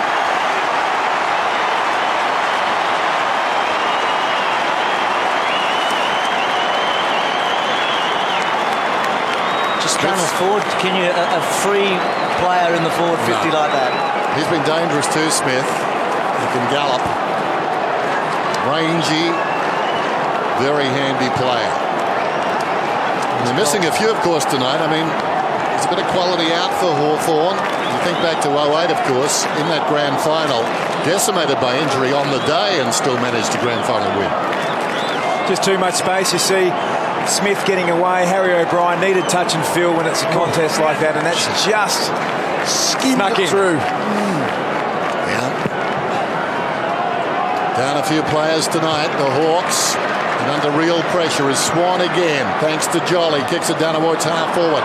Burgoyne over the top. Momentum shifting again. It's coming back to Hawthorn as Sewell drives it inside the forward 50. Loose ball at the back with the boundary line win. Swooping on it, Puopolo. Could have been taken high, no for a kick. Battle on the boundary line. It trickles across. And we'll have a throw in. We've said it before, but you miss good players at your peril. The guy that coined the phrase, and we've said quite often, Lee, I'm repeating myself, the guy who coined the phrase that the team is only as strong as its reserves was a reserve. Ball close to the line. Thompson, or rather Thomas, takes it across, boundary thrower. See, what we did see at halfback was a fantastic offensive spoil. That 20-metre punch back, it's amazing how the offensive side gets closer to the pack, goes over their heads, and Sewell was the one who got it into the forward line for Hawthorn here. It was better than the kick at that stage, wasn't it? I mean, they turned the momentum completely with that punch out. Buddy, again, a moment ago, getting engaged in some physical stuff with Daisy Thomas this time. Hawthorn trying to force its way through with Saul, who's been so good in close, and a ball up. Speaking of that offensive spoil, there was no better exponent of that than Mount Michael and those sides. Coach back in the Lions days, early 2000s. Hale wins that tap. Saul off a step to centre half forward Reid. Well played though by Savage, who's had a terrific first half and then gets to it and belts it over the line, and maybe Shaw caught one in the eye and a boundary throw in. So quick there, Savage. Across the ground. So Hawthorn pressing hard. 5 points in front. 5 more scoring shots. Jolly's had a wonderful opening half. Pendlebury won't be rushed. Well, he threw it down in the end, Pendlebury. It'll be a boundary throw in. Umpire probably in the wrong spot there. Savage came on early for Whitecross and has kicked 2 goals. Didak sits and waits. Pendlebury, 4 possessions in this second term. Holding on. Downfield where the ball is, David Hale's kick. You blocked him. You blocked. You were standing in, not facing the footy, and he went, you blocked him. This is a big call. David Hale's kick. No, it's a block off the ball, mate. We know what the umpire played. I saw we'll have a look at it here. He went left the frame. Here he comes. Yeah, that's a block off the footy, more than 5 metres for the footy, so that's going to be a free kick if the umpire sees it. As Jolly thought it was his kick, he was oblivious to all that going on. It was about 20 metres away. So Skipper coughing up something here that could really hurt. Hale has had a real battle with Jolly, and Jolly's got the upper hand, but Hale kicks a very important goal. Gee, that is a massive turnabout, isn't it? I mean, it was there. Well, they're not going to get it from the ruck because Jolly is totally dominating the hit out. So the fact that there was a free kick paid, it's just. I mean, you can understand what Nick Maxwell's trying to do. He's trying to make sure that Burgoyne can't get the fly at the contest. but as soon as you turn your back to the contest and block, automatic free kick. So there it was, Maxwell on Franklin. The other thing, Lee, so close to half-time, you feel like it's amplified, isn't it? Well, all of a sudden, those 2 goals, Collingwood were really just back. Well, they're still back in the game, but they had got the lead there. And the captain goes into half-time, unless something happens in the next minute, not feeling very good. And it might happen, but the wrong way. Good kick, Bruce. And Franklin gets his first real mark inside 50. His other shot was outside the arc. And this really would hurt. The kick really was, I think, if we have a look at it here, I don't think the ball went where it went. Yeah, it was just a bad kick the way it dropped, but Franklin was that side of Tarrant and forwards, as they should do. He read the flight of the ball, got on the end of it. Yeah, well done, Bruce. So they've kicked a couple of goals in a hurry. This would be 3 goals in 5 minutes to the biggest star of them all. Is it coming back? No, it's not. So both Rioli and Franklin have been a little astray in front of goal tonight. But he's been worked over in more ways than one tonight in this first half. Got away that time, one of the few times in this first half. He's got, apparently, 30,000 followers. That time, Chris Tarrant, 30,001. Mark is taken by Savage. What a game he's played. Looks inside the forward 50. And sometimes players who don't know they're going to play. Oh, what a wonderful mark by Franklin. Savage put it to his advantage and Franklin did the rest. He was the tall man at the contest, and once he had the leap with the ball, he always going to have the height. Didn't look like he was going to hold it, of course. But great balance in the air to turn and take it at the second grab. What a surge by Hawthorn right on half-time. He may kick after the siren. Just going to make the point there, Lee. Sometimes a guy that doesn't have any time to think about it comes into a side and has an impact. You see that so often. Savage has been terrific. Well, Franklin hasn't had the rhythm tonight. No. It's about a 50-50. He's only 25 metres out, but he just is not really on. This might get him into that rhythm if he can keep this online. How big is this kick? Franklin comes in and kicks it straight through the middle. Momentum suddenly going to half-time with the Hawks. They come from everywhere. Just keep an eye on this. No, it's merely celebration. Franklin wanted to go for a trot. He was pulled back. Half-time at the MCG. We've got a beaut game of football. 64 plays. Well, what an entertaining first half it has been. Very physical. Collingwood came out. They made a statement. They certainly got into Lance Franklin. They were physical. They tried to dominate in physical and psychological terms. But Hawthorn managed to bounce back. Then just as it looked like the Hawks were getting on top, Collingwood fought back. Then Collingwood, just as they were getting on top, the Hawks came back. We've got an 18-point margin, 64 plays 46. It's an intriguing first half, wasn't it? Well, we've got a game, and that's the main thing. And it looked like it was going to be a lot closer, Sellers and Jono, just prior to Collingwood losing concentration with 3 minutes to go. Scores were just about level. Collingwood were in front. This is how they started the game, Jared. And Tarrant clearly went out there to say, I'm going to get into Franklin and take his mind off the game. And what's wrong with that? Nothing. There's nothing wrong with that at all, and I thought he did a really good job because only in the last 5 minutes of the game he started to come into the game, Franklin. He started to move and get around the ball. Yep. The Pies were actually smashed in the first quarter. They just didn't get any goals, and they kicked it too long to their forward line, and John and I were watching it. And until they started the short pass in the second quarter, they started to gain some confidence, the Pies. Jono, they're right in this game. Oh, absolutely. One thing you don't want when you're in a final is an early injury. And that happened, unfortunately, to Brendan Whitecross. It looks like some sort of ACL injury, and all of a sudden you use the sub 5 minutes, 10 minutes into the game, and that's going to take its toll, you'd think, at the back end of the match. Well, you see the injury there. Just looks to plant the right leg, and the knee goes underneath it.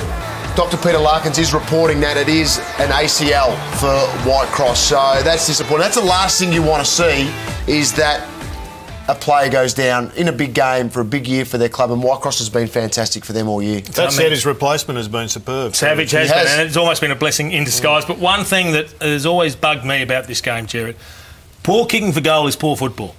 If you don't take your opportunities, it often comes back to haunt you. And that's what happened to the Hawks. As you said, they dominated the first quarter. Collingwood shouldn't have been in it, but they just continued to miss easy. That wasn't an easy one, that one, but certainly Piopolo missed an easy snap after that. Rioli missed an easy set shot, then one off the deck there. We saw Franklin miss one. Hodge missed a set shot that he should have kicked. There's a miss from Gunston with an open goal, so they can come back to haunt you. They certainly do, but the game's so close. The contested possessions are 81-83. The clearances are 22-21. The tackle count's just in favour of Collingwood with 46-38. We've got a real game on our hands. I'm not so certain they're as clever up forward as they are as the Hawks are. The Pies are as clever up forward as the Hawks are in the other end. So it's a really interesting game and positioned perfectly. The good thing is, I guess, John, it's just when it looks like one team's going to assert their authority, the other team's been able to counter and fight back, haven't they? Well, that's finals footy at its best, isn't it? Where one side gets on top. And Hawthorn have been on top for periods of the game. And I thought at the start, Collingwood, with that unsociable footy, they looked out on their feet, but then they've been able to respond and really dig deep as a side. I think Wellingham has been extremely important for him. You see him here, gets out the back of a stoppage. Birchall engaged in a bit of a scuffle on the wing. His opponent was Wellingham, got out the back, and he's been able to kick two important goals for the Pies. One was at a stoppage as well in the first quarter, and Heath Shaw's been able to have an impact up forward, being tagged quite heavily, and been able to get on the scoreboard as well. Been interesting, some of the goal kickers. You said two from Wellingham, two from Savage at the other end.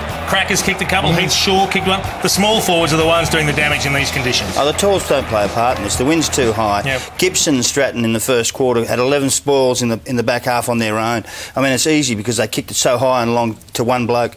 I didn't see Dawes at all in the first quarter, but he actually came into it a little bit in the second. But Cloak was the one, and they just kept punching it away. The message at quarter time from Nathan Buckley would have been lower your eyes without any question to the Collingwood players. They were able to do that, hit up the leads for Solo and a few others got involved. Sidebottom got involved in the game, and it just created a bit more flow for Collingwood in the second quarter. In actual fact, at one stage there in the second term, Jared, we saw Rioli go to full forward. O'Brien was his opponent.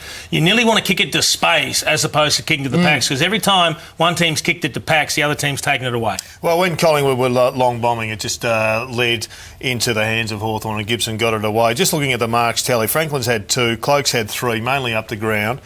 And Dawes has had just the 1. He's had plenty of possessions, Dawes, with 10. But scoring shots probably gives you an indication, though, of just how much Hawthorn has missed out here. 19 scoring shots to 11. As you said earlier, when you were throwing a few things at the door, Jason, a few missed shots early by the Hawks.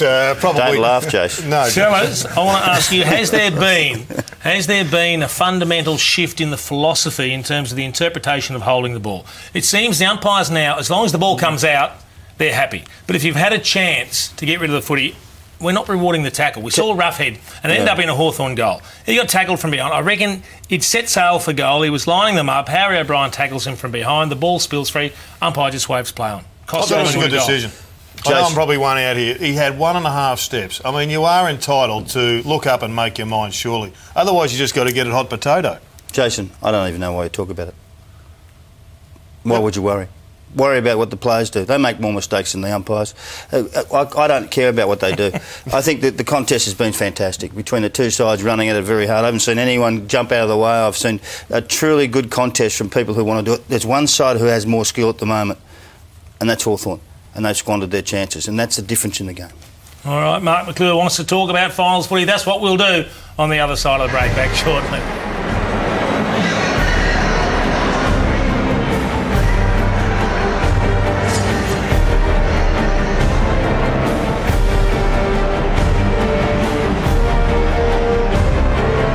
Tom, he's been roving at the base of the pack to a losing ruck.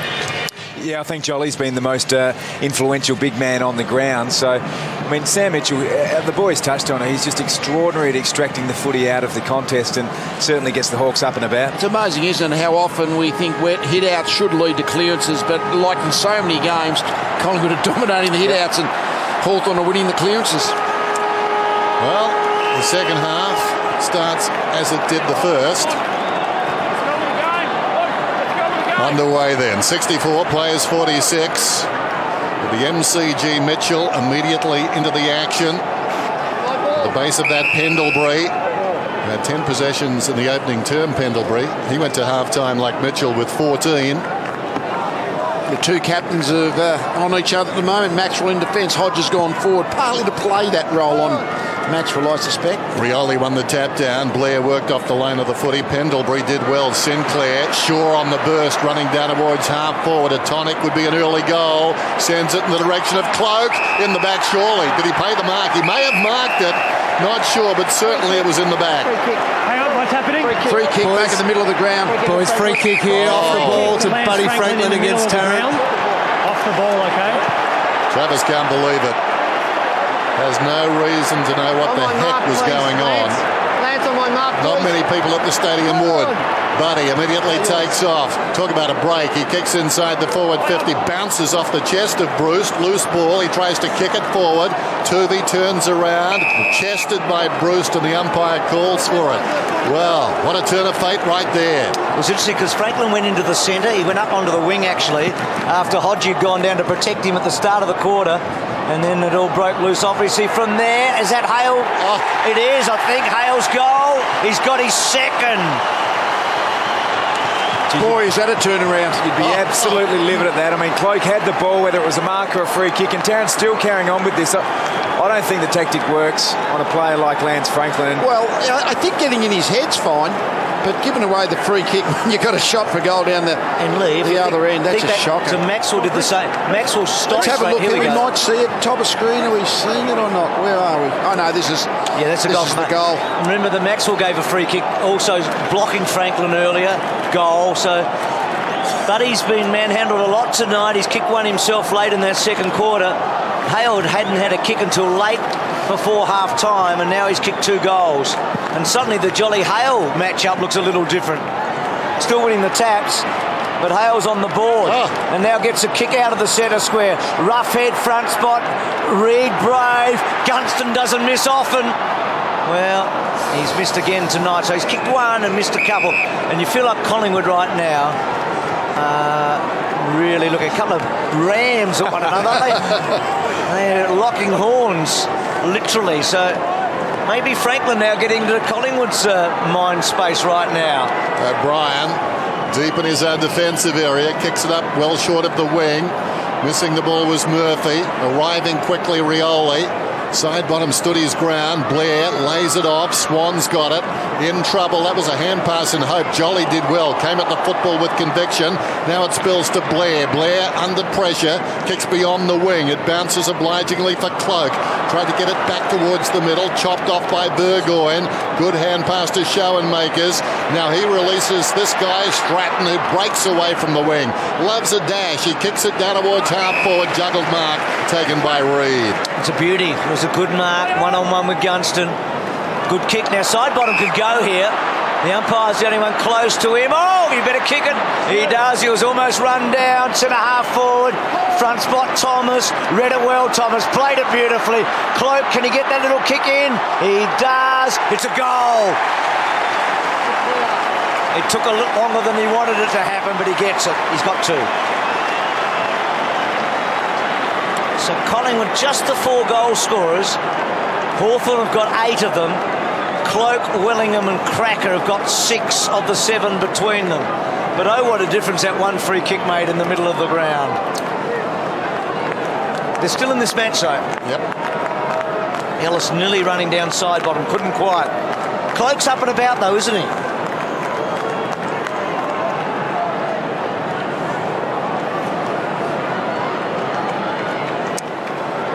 Good hit forward sometimes. Again, you've got to play forward footy sometimes. I mean, any time the ball goes backwards, there's a fair chance the tackling pressure will turn over. The hit forward allowed Cloak to run onto it. Marching back to 18 as it was at half-time. Jolly down to Swan. Cracker. That's a good mark by Cracker. I think the most vulnerable link in the Hawthorn defence is Tom Murphy, particularly if he can get in a one-on-one. Andrew Cracker's not renowned for his contested marking, but again shows the value of the quick clearance from Swan. Get it deep in there, give your forwards the best chance. The way he's finishing tonight, I think, from Collingwood's point of view, he's the player you want with the ball in his hands. Jolly's been outstanding. Channeling big Lenny Thompson just down the throat of his rover. Cracker, uncharacteristically, misses out to the right-hand side.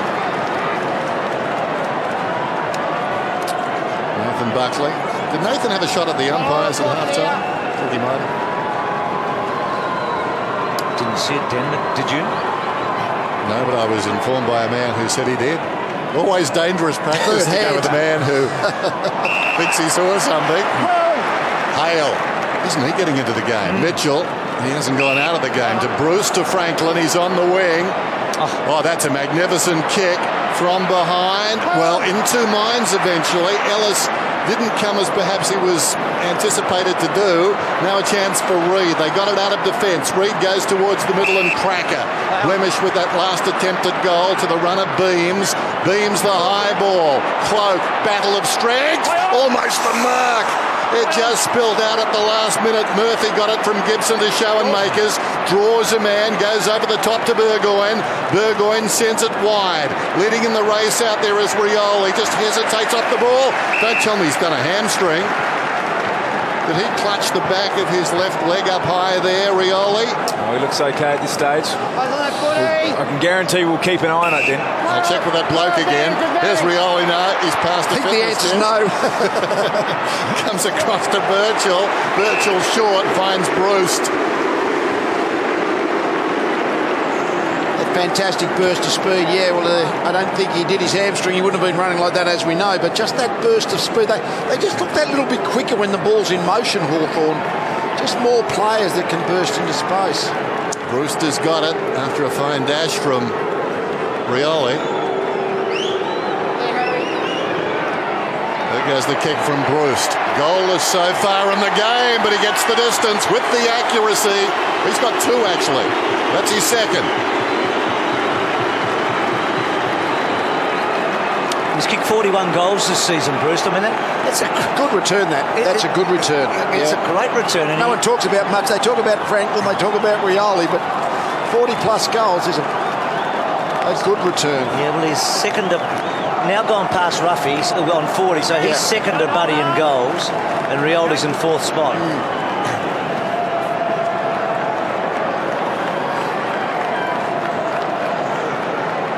So here's the Rioli incident. He did look like he absolutely felt for it, and then passed the fitness test right here a second later. But it was, and then Bruce, of course, with his 41st goal. So Franklin, Bruce, Roughhead, and Rioli are the big four goal scorers this season for the Hawks. Swan nearly got through. Pendlebury needs a massive second half. Did brilliantly well. Dawes, well, I'm not sure where he was going there. Went straight to Saul. Pendlebury gets Saul. Good tackling by Collingwood. They hold it in. If Franklin, Rioli, Roughhead, and here's the injury to Ellis. That was earlier when he was chasing down side bottom in the middle and down into the room. So Hawthorn with a bit worse for wear. I was just going to say, if Bruce was walking down the street with Buddy and Cyril, do you reckon you'd recognise him? He's kicked 41 goals. Here he is again. Like he's got a number on his back, Dennis, eh? Walking down the street with a number on the back, Bruce. That's what I would like. He does get the call from the Hawthorn faithful, though, so he's got plenty of following. Take it on the outer side by side bottom, kicks it back inside the forward 50. Gibson tries to knock it out of there. Cloak, interesting hand pass. Blair, Dawes snaps back over the shoulder. It's got the carry. I think it's a goal. The man who had a week off celebrates with a very important goal. He's been all right. I mean, Jolly's been fantastic. Hale's actually played pretty well, particularly in this quarter. But Dawes has been okay. That's what he has to do, though. He has to hit the scoreboard as well as to help out in the ruck. He must, you feel, get at least a goal, maybe two. Now, he's got the one. In 8 of his last 13 games, he had not kicked a goal, so he needs to get onto the scoreboard. He's done it now. Collingwood hanging around here. Well, you see Blair feed the ball out to Dawson. Just a question of time. We talked before the game, Collingwood don't normally tag, but it looks like Blair is going with Mitchell in the middle. Yeah, he looks like the player that the Pies have identified to curb in Mitchell's influence, and couldn't have got better coaching than from Cameron Ling at half-time. He's just got to push him right under the feet and take him out of the play that way. He's Xavier Ellis, so we know the sub's been activated very early. Savage came on and instantly had a huge impact on this match. Kicked a couple of goals, been really important after Whitecross went off early. There he is again, Savage, getting the ball forward. Puopolo, clever, and that foot speed that Lee talked about. Shields getting the ball inside 50, Franklin down low, Puopolo, here's Rioli. Well, he wasn't looking for that. They're going to get a goal, you reckon? Well, they're not going to get a goal. They, in the end, made a meal of something that looked so tasty. Speaking of Cyril. Too many choices. I think they got a little flustered. We're so used to seeing Hawthorn players so fluent on their left side. We learned that Jack Guns's not all that comfortable on his left foot. Johnson to himself, drives to the outer side, paying a price for their lead at the moment, Hawthorn. Quite a few injured players, very sore players. There's Bruce again, goes back inside the forward 50, and a wonderful tumbling mark by Fuopolo. He's been good, Bruce. We don't think of him as that burst speed. He's normally played out of the forward third, but we saw him in defence just a few minutes ago, and this is the one he just put his head down and said, I'm just going to back my pace, which he did. Well, he's got rugby league pedigree. He's related to Trent Barrett, former NRL player, and he showed the fend off there, the rugby league line break. 5 goals against Collingwood, round 17 for Bruce. Here's Fuopolo, important kick, they all are, and he steers it home. They've increased their margin on half-time. Well, they're 4-5 from set shots now, the Hawks, so they were 0-5 at one stage. And the problem for Collingwood is they keep scoring Hawthorn. I know that sounds very basic, but they keep the scoreboard ticking over. It's hard to stop and score. I mean, they're 12 goals. It's early in the third quarter. You can see them. See them kicking 20 goals. Exactly. They just find a way to score. It's a great strength they have. Is there a role for Didak in this, do you think? So Bruce did put Hawthorn's average score against Collingwood this year is 137, Lee. The average score of everybody else is 77. They're hard to stop, aren't they? Absolutely, a great scoring power. So that's the problem for Collingwood. 4 goals behind. Hodge with a sidestep did well after Mitchell helped him out. Maxwell and Shields. Thomas running hard.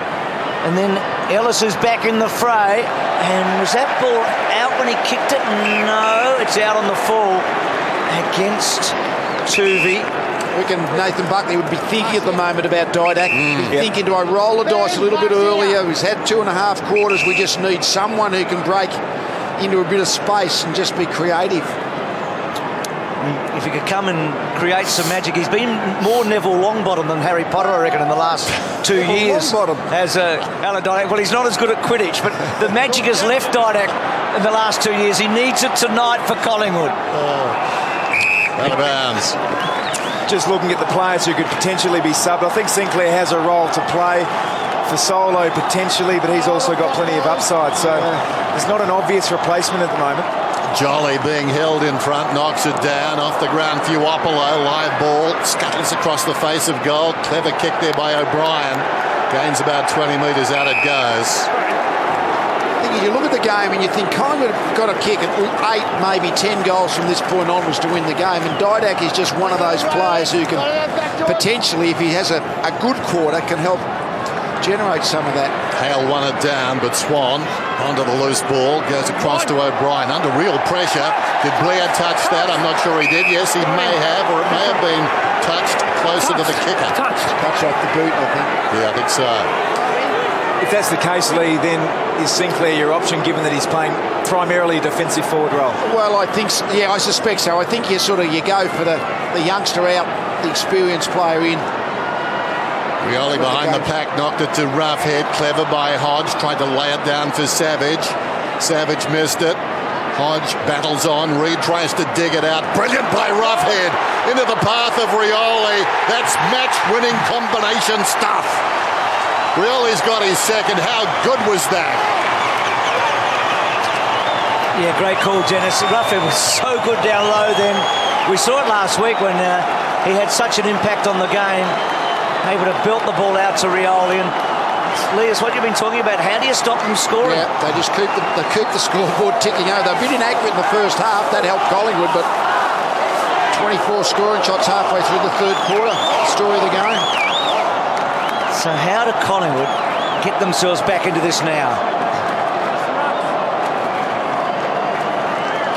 That's now 7 goals from their last 12 entries. That's great second effort there by Roughhead. They've also evened up the tackle count, so if you're to stop Hawthorn, you've got to win the ball right where it counts at the start, and Collingwood unable to do that at the moment.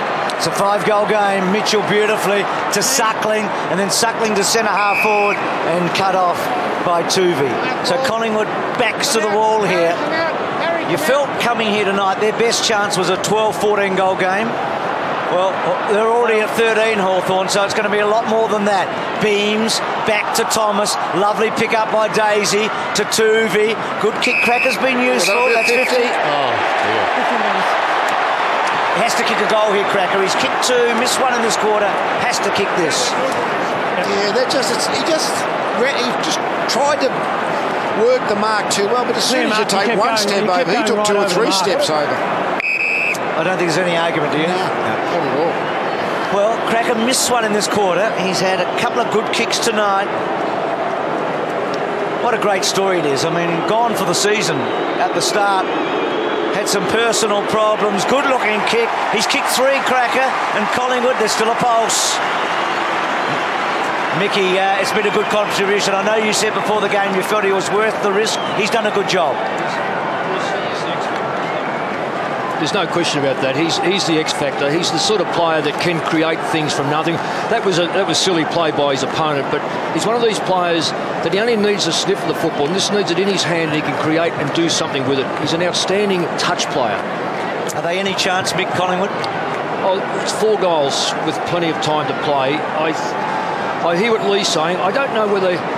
I think they can kick 16 goals, so what's that mean? That means that Hawthorn can't kick 16, so there's a lot of pressure now on the defensive units to stop them kicking goals. Margin out to 4 goals. Rucks go at it. Neither one left the ground. Sewell is tackled by Swan. Dawes a bit of a fumble, has support. Goes to Beam. 17 possessions for him. Inside the forward 50. Cloak. Cloak is getting the free. You're holding the front of his jumper. That's interesting. Sean Makers was the man in front, but he was holding the front of Cloak's jumper. Yep. Just got it. Yep. That's all the umpires want to see. They call it the sail, where you see the jumper come away from the body, and that's the visual clue the umpires are after. The sail. The sail. So Cloak hasn't had a lot of success against the Hawks, and that's not a good kick. Position Collingwood talking this week about having individually fitted jumpers, and one of that is you'd have looser jumpers on the forwards, so if they were grabbed by defenders, the umpires could see the jumper away. So that is 1,000% advantage. Absolutely. That is interesting, isn't it? Cloak playing his 14th game against the Hawks. He's kicked 18 goals, 3 of them in last season's preliminary final, and 2 of them tonight. We've got a ball up. It's been a fascinating matchup, that one. We just see Alan Didak warming up. He's done a few run-throughs now, some low balls, test out the hammies, get the legs going. He'll be activated pretty shortly, you'd imagine. He's got X Factor written all over him when you look at his career, Didak. Could be a big player in this last quarter and a half. Rioli clever. Well done, Maxwell, to hold up Puopolo. G. Smith's little toe poke important. And then Roughhead off the ground. Burgoyne and Shaw. Shaw and Burgoyne. Great contest. Shields goes for goal. Franklin can't quite. He's held. Nice look at him, Chris. Oh, difficult place for a defender, Tom. It's a goal. But he's got his second. When he's going back with the flight of the ball, Tarrant. He wants to play on. He's on his line. He takes all the consequences. Hey, Lance. Let's leave it at that, fellas. Thanks, Nick. Yeah, it's interesting. When Tarrant's coming back with the flight of the ball, all he can do is touch football. Otherwise, it's a free kick. Lance. And it's a lonely place as a key defender, and even made more lonely when you're a direct opponent's buddy, Franklin. In front of the cheer squad too, Tommy, down there. They'd be giving him a bit. He would be loving it, whispering sweet nothings into Chris Tarrant's ear at the moment. Nothing Tarrant can do about it at the moment either. Wide of the pack. Beam smothered off the boot brilliantly by Ellis, who seems to have made a complete recovery. Fires inside the forward 50, getting personal down there, and the beneficiary is Gunston. Just onto the crumb, snaps it, puts it through. The margin is 6 goals. There's also a bit going on. Puopolo's down. His direct opponent was Maxwell. That was off the ball. We'd have to have another look at that. Young Isaac Smith went up to say a few words to Maxwell. So There might be there's a plenty report. happening. There's an umpire looking for his book there. You paying a free kick? Shane, are you paying a free kick? It's a goal. Don't worry. It's all right. So it's after the goal? Yep. Okay. Play with your advantage. There's a blood rule, is there? Jacob, you've got that for me? He's just off. He's off. It's all right. Was there a blood rule? No. He's off the ground. We didn't call for it. He's off the ground. Coming back here. Just the rucks. Here we go. So Beckham to centre after all of that. So Puopolo down off the ground. Maxwell obviously involved. Rufford went and tapped him on the head. And Collingwood now need to respond. Swan's long ball's a good kick for Cloak. He's got it and kicked the goal. So they keep on getting goals at the other end, but they need them. Cloak's got 3. Well, that's the perfect response. I mean, that Jolly's ruck work tonight's been fantastic. Swan's won a lot of clearances. Puopolo now getting the blood nose fixed. Yeah, that's their best bet. Swan's really had a good quarter, this third quarter, against the flow for the Magpies, and it just shows you the absolute benefit of getting a long ball in. You expose your defenders one-on-one. And you feel like Cloak, Tom's sort of getting on top a little bit, don't you? Yeah, no doubt about that. Tommy, very vulnerable down there, shoal makers. Travis Cloak is absolutely tearing him apart at the moment. Cloak's keeping him in the game. I know he hasn't kicked the goal before, but very, very dangerous. I think they've got to make a move there. He's just too strong for him. Cloak's got 3 goals. All of them have come from inside 15 metres. Knocked out wide by Hale, stolen by side bottom. Pendlebury whips a hand pass over the top. Here they come, Collingwood. Blair floats one down towards half forward. Reading it well off the boot was Gibson. Appeared to be tackled as he was trying to complete the mark. Fasolo sends one long and just misses. It's interesting that thought, Lingy. The problem is... Now here's Maxwell left of screen. Left of screen. There we go. It was obviously high contact because he's come off with the blood rule. So that will be consequences post-game. Oh, gee. Some of those other sides will be watching this with glee. A real battle on both sides now, facing the consequences. Over the top, O'Brien knocked it forward. The hand pass intercepted for Solos, taken by Gunston. Kicks it up towards the wing. Mitchell didn't seem to have the footy. Leading back is Reid. Well worked. Gave it to Shaw. Back to Reid. Confronted. Just kicks a high ball. Floats it back towards the wing. Jolly, was he impeded? No. Missing the ball in front was Birchall, who's been quiet by his lofty standards. Let's have another look here. Just on the 50. I mean, a bit grainy, the footage, but it looks like he's clearly got him high. Even if it's a heavy shepherd off 20 metres off the ball. We're told that's the only angle of it, so that is what the match review panel will see as the ball comes out from Bruce to Franklin, goes back to Burgoyne. High ball inside the forward 50.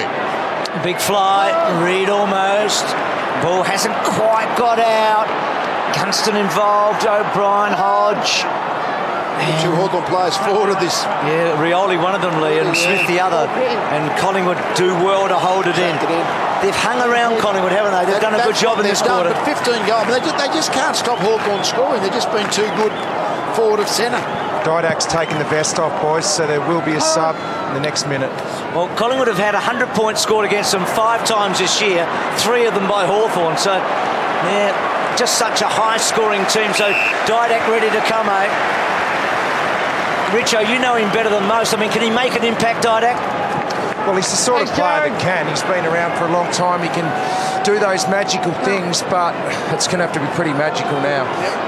So, they've released him. And it looks Brown, the player who's they've taken off a key defender, just injected some totally different player. I like the move. It's an attacking move. They need pace. They've gone for the pace. Pace and run. Swans kick going out of bounds there, so a boundary throw in. Again, so much happening at the ground. Ellis gives it across towards Sewell, kicks it up towards the wing. Maxwell goes back, takes the mark. Not a crowd favourite. Interesting. He was a big Hawthorn supporter as a kid, but obviously those days are long gone. Defensive side of the wing. Happens when you're the Collingwood captain, doesn't it? Kicks the ball to half forward. Birchall's free. Mind you, I think you've always got a soft spot for the team you support as a kid. Not right now, Dino.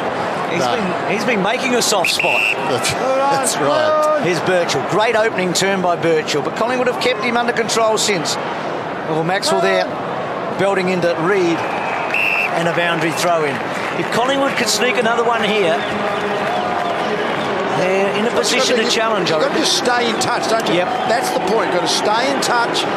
That's their challenge at the moment. The one thing, Lee, they've been able to do all night is when they get the ball in the forward 50, you score.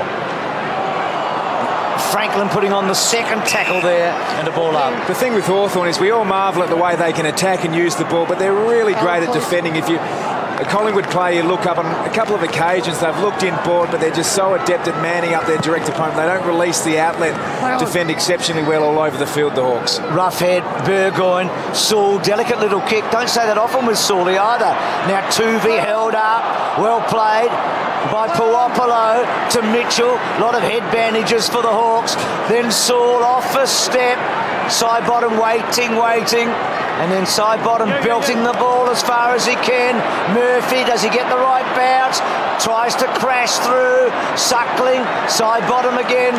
And then Sidebottom off a step to Sinclair. No relation to Neville Longbottom. Sidebottom playing really well. Little chip towards the middle. Rioli read it brilliantly off the boot. Got in front of Daisy Thomas, who's been very quiet tonight. Kick ricochets to Sewell to Burgoyne, playing in his 19th final. Hand pass comes to Mitchell. Mitchell just lobs it over the top to Smith. And another big kick in the context not only of this game, but in the context of the season. He just knew where every one of the players were in that 40 square metres, Sam Mitchell. As soon as he got the ball in hands, he just motioned Smith to run into space, dropped it into his path. Great vision. Rough head, so poised as well in the build-up. Knew where he needed to get the ball. And I think Smith has missed. He has, hangs it to the right. The thing with Sam Mitchell, he's up to 20 disposals, 12 of those contested, 10 clearances, but 80% disposal efficiency. Yeah. Wins the ball in contest. He doesn't blaze away, makes sure that every possession counts. Kicks left and right foot equally as well, so he can go either direction just to get out of the pressure. Great smother off Maxwell coming from Rioli, and then Gunston spraying it and missing. He's had a few shots, Gunston, tonight. He's kicked a couple. Set shots for Hawthorn have been inaccurate tonight. Collingwood have been 6-1, so the captain having a tough night, isn't he? I mean, that one smothered off a set kick. Now Johnson out wide, Hodge committed. Did okay, Wellingham forward, Sidebottom's been busy, back to Wellingham, he rushed it a bit, he had Blair inside, here is Didak, first real look at him, nice touch, like that, and then Sidebottom, well, that's poor, just off the side, and Collingwood rushed a bit there, but Didak at least getting his hands on it. Sidebottom up to 20 possessions, the 20th not so flash. Mitchell short to Gibson, and he'll take some sting out of it here, back to Schoenmakers. To Suckling, man on the move coming at him, and he finds him. That's Murphy. So Murphy outside the defensive 50, demanding a bit of Collingwood as they surge across the ground to cover, but there are loose men out there. Schoenmakers is one of them. Forward of half back, 4.5 minutes remaining till three-quarter time. Schoenmakers miscues completely with the kick. Dawes a half chance, a bit of a fumble to Wellingham. Wellingham wheels around, kicks it back inside the forward 50. Cloak! Cloak has booted 3. The Schoenmakers, he got up on to give Hawthorn the outlet, but when the ball was quickly rebounded from that touch kick off the mark, he just pretty much was on his own. Kicks a goal here, it will be a personal best in finals and against the Hawks. As I mentioned earlier, hasn't kicked a lot of goals against Hawthorn. No easy kick. The man on the mark is standing about 35 metres out, so he'll kick from about 45. Probably swing it from left to right. He allows for that, but it doesn't come back. And through it goes directly for a minor score. So the margin's still at 30. Bearing in mind it was 18 at half-time. That point about whether Schoenmakers should stay on Cloak, I think what happens when you're in the coach's box, and this is what Alistair Clark's will be thinking, well, we're doing well, we're having many more scoring shots, even though there's one spot where we might be in a bit of trouble, it's probably still a bench matchup, don't mess up the rest of our back six. It makes a lot of sense when you think about it, doesn't it? So here's Reid going back in that Cloak direction, and again he draws a crowd. Can Cracker get involved? Hawthorn with numbers. Gibson took them on, got caught. Cloak really imposing himself here. Here is Schoenmakers belting the ball out. Now can Wellingham set something up? Collingwood here pressing hard. Rioli busy on the mark. He's kicked a couple of Wellingham. He just sets it up, but Hawthorn, well, that's a disappointing result for Collingwood. That's a really professional set-up team there. Brad Saul, he was guarding grass, going to the most dangerous part. Everyone else had their direct opponent accounted for, and Wellingham had to kick it anywhere but there. Rookie list promotion he was. Hard to believe, isn't it? 22 possessions now for Sewell. Taken wide at the pack by Tuvey. Gave it to Maxwell. Pendlebury comes away. Penetrating kick inside the forward 50. Again, the numbers with the Hawks. Thumped away down there. Roughhead. Got it from Suckling. Hand pass comes back from Murphy. Gave it to Sewell. Stretching. Stratton can't hang on, and the ball just trickles out of bounds. Just outside the attacking 50 for the Magpies. More activity as Buckley comes down towards the boundary. This side down by 30 points. Just over 2 minutes remaining in the third term. Roughhead engaging. Jolly did well. Belted forward by Saul. Swan trying to hold it up. Smith's toe poke, and he's so quick, we know. Johnson's a pretty fast runner himself. Shaw did well. Did so well, did Shaw. And then Puopolo gets Shaw and holds him up. Good decision. Ball up. Well played, Heath Shaw. Well played, Paul Puopolo. Pushed a lot of players back, Hawthorn, including Buddy Franklin. I think their main aim would just be make sure that this margin is maintained for at least the rest of this quarter. Hale got his hands on it. Beams, Wellingham. Good side step by Wellingham. And then a low rangy kick. Cloak. What a quarter he's playing. I'm not sure there's another alternative for Hawthorn. No, I don't think so. And the role now becomes quite crucial because Showmakers has got a big final series coming up. The leaders of the Hawthorn Footy Club need to get around him at three-quarter time and say, just back yourself in. Really important you stand up for us in this last quarter. It's really big. Maybe he's going to think about playing side on or behind even. So Cloak, who's taken 4 contested marks in this quarter, has kicked 3 goals in this quarter and 4 for the match. Collingwood still in it. Well, he's keeping them in it, isn't he? Yep. It was a good kick by Whittingham, wasn't it? Because Dennett was low, it was quick, and it got there, without... He couldn't draw the crowd, Cloak, on that occasion. It was a one-on-one. Got there quickly, yeah, you're right. Swan off the ground, having a breather, 21 possessions.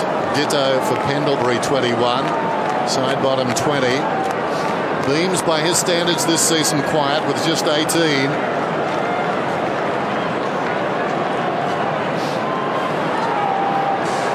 Yeah, you can see Showmakers there. He's just getting caught in front of Cloak way too much this quarter. I'd do at least said, I reckon I'd start behind Travis now and at least get a jump at it from behind. He's all at sea when he gets in front, and Travis would be enjoying that. Beam, strong tackle on Ellis. That really hurt.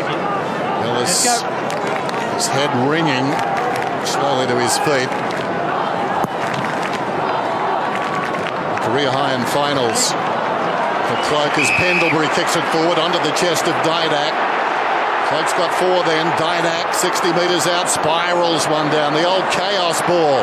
They queue up, and a good mark is taken by Burgoyne. Really well done there by Sean Burgoyne, but he just tracked where Travis Cloak was there. He wanted to make sure Showmakers didn't get caught in another one-on-one contest. 34 seconds to three-quarter time. Smith out of defence, sends it up towards the wing. Buddy came full-chested. Plenty of Collingwood players around the footy. Didak gave it to Pendlebury, back to Shaw. Time for a late score. We're down to 20. Long kick from Shaw then. All Hawthorn, 3 of them up. Punched away. Not sure who got the punch. Anyone of 3, and the ball goes over the line. Blair. So the clock stops at 12 seconds. Hawthorn needing to hold right here. They led by 18 at half-time. This third quarter has been kind to them. Gillet Gold here would be fantastic for the Pies. Jolly, working hard. Cracker, can't get it out. Murphy, that ball. Ellis, was it high? It might have been. Still a chance though. Not without a chance. They kicked 5 goals in that quarter, Collingwood, and they've given themselves some hope. Off the back of Cloak, that centre square will be so vital. Pendlebury, Mitchell and co. So three-quarter time here. In the first of the qualifying finals, Hawthorn lead 103 to 79.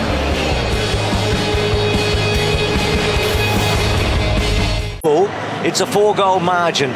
Gunston, Franklin, Rioli, they've had a good spread. Saul, Mitchell and Cloak with 4 and Cracker with 3, the old firm from last year. Now what about Maxwell here? The big incident there. Look at the left hand with Puopolo. So Maxwell there, eyes for Puopolo, and bang. The 2 things that will get really looked at are the eyes and also the contact with blood. Here's Bucks at three-quarter time with Maxwell now. The umpires, it's interesting. Bucks, I think, looks towards the umpires, and pretty sure that he's having something to say right there and then, the coach. So let's go down to you, Lingy and Richo. Yeah, Richo, I was going to say Collingwood really need to kick 5 or 6 goals this quarter to get the win. I think the Blair versus Mitchell matchup is not really working. I'd release Blair there, gets an attacking player through the middle of the ground to pump the ball inside forward 50 as many times as they can. Well, if they do that, Lingy, they've got a winner in Cloak. We know that on Sean Makers. They need to open up that 50 as much as they can, isolate that matchup. They may well be able to kick to 6 or 7 goals. They've taken Lingy's advice. You've got Beams, you've got Thomas, you've got Pendlebury. They've got attack in the middle. Started the final term jolly decisively. Beams ridden into the ground. Umpire lets them play. Now we get a whistle. Shields has done a great job on Beams tonight, I think. He's had, the 18 disposals, Beams. Hasn't kicked a goal. Last time they played 34 and 4 goals. That's a win for Hawthorn. Did a great job last week defensively too, Shields. Running the ball there was Burgoyne. Opportunity and worked forward nicely by Sewell, but working in front. Thank you, Jared. Thank you. Reid takes the defensive mark, about 35 metres out from his own goal. Drives it wide. Swan looking for his 22nd possession. Burgoyne right in his hip pocket now. Swan in trouble. Just lost it. Well done, Burgoyne. Wins the free kick. Was a good tackle. He harassed him, didn't he? Swan's a hard man to bring down, we know. Burgoyne off a step, 1-on-1. Reid and Roughhead. Well played by Roughhead. Got to the front and then tries to get it out. Thomas.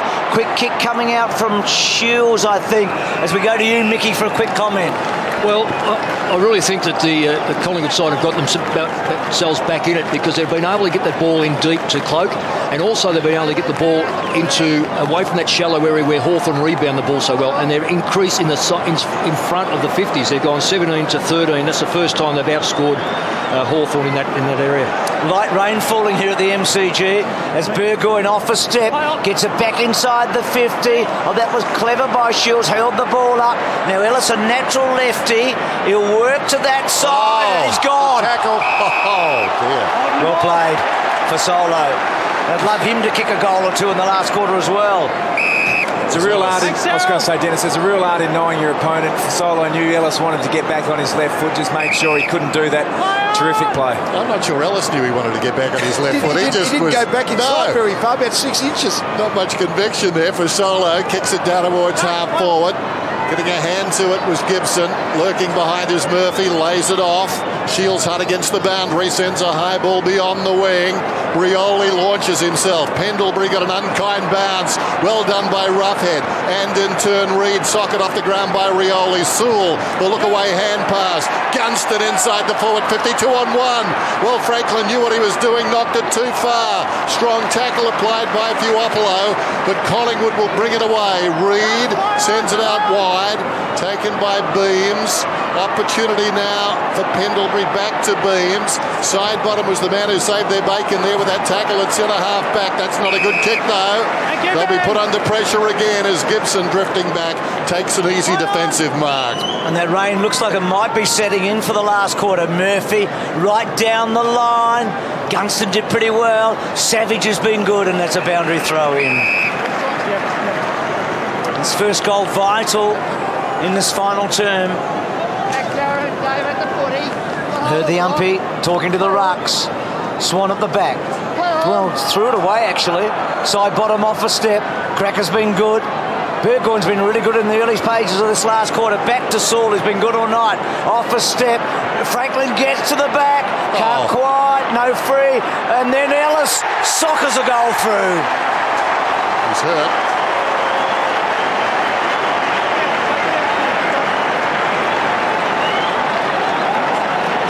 Story of the night, Hawthorn. They've taken a lot of hard hits, haven't they? They've been very brave tonight, Bruce. They've held the ball in well there, Hawthorn. I mean, Collingwood just couldn't get it out of Hawthorn's forward half, and again they played to the conditions, drive the ball 10 to 15 metres out. A crumbing player, it's an open goal, and got his ankle caught under on the way down by the end, so he's a bit sore. Bit of a tweak on the knee too. He's had terrible luck with his knee and injuries in general since the 08 premiership. He's been really valuable tonight. He's come in and played a really strong role for Hawthorn, used the ball well. Rucks go at it. They'll just stayed on the ground and won it down. Shields out of the middle, kicks it down towards Franklin, who's claiming a mark, play on's the call. Turvey just jabs it across towards O'Brien under pressure, so Franklin having no luck there. He seemed confident he had marked the ball. Leading in the race is side bottom. No, desperation came from Mitchell. It's just been headed, but Mitchell got first hand to it and now walks it across the line. One thing the Pies haven't got tonight is any midfield goals at all. Pendlebury side bottom, Swan and Beans have not been able to impact the scoreboard at all. Neither Daisy Thomas, just 12 possessions to the moment. Here's Bruce. He goes to ground, tries to get it going goalward. Jolly slides in. Bruce comes again and the umpire calls for it, or does he? High tackle against Jolly. That's a tough call. Shields has got the free. Forward of the wing, kicks inside the forward 50. Franklin plays on ambitiously, but to good effect. Here's the icing on the cake. The exclamation point. Roughhead goes in and slams it into the second deck. The old firm, Buddy and Roughhead. Yes, he knew he was about a 50-50 shot at goal, probably from even, well, not a very acute angle, but just to play it on, make a certainty of it. Yeah. Great play, great team forward play. I mean, he hasn't had a massive night, Franklin, but he has a massive influence, even when he doesn't have a massive night, doesn't he? Ellis, who we've talked about, he's made a real contribution tonight. He got his chance with Guerra's injury.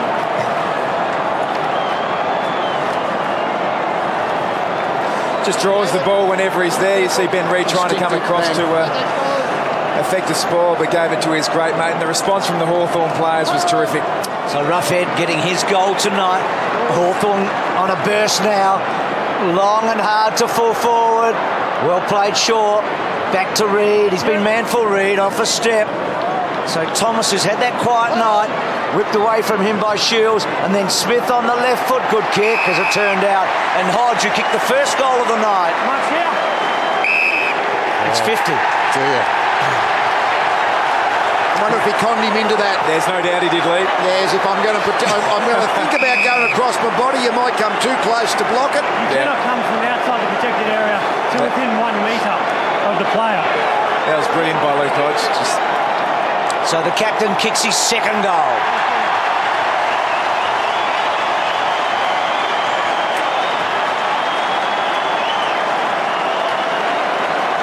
Well, that scoreboard, we've talked a lot about it. They're just such a heavily scoring team, and well, they've burst out of the blocks in the last quarter.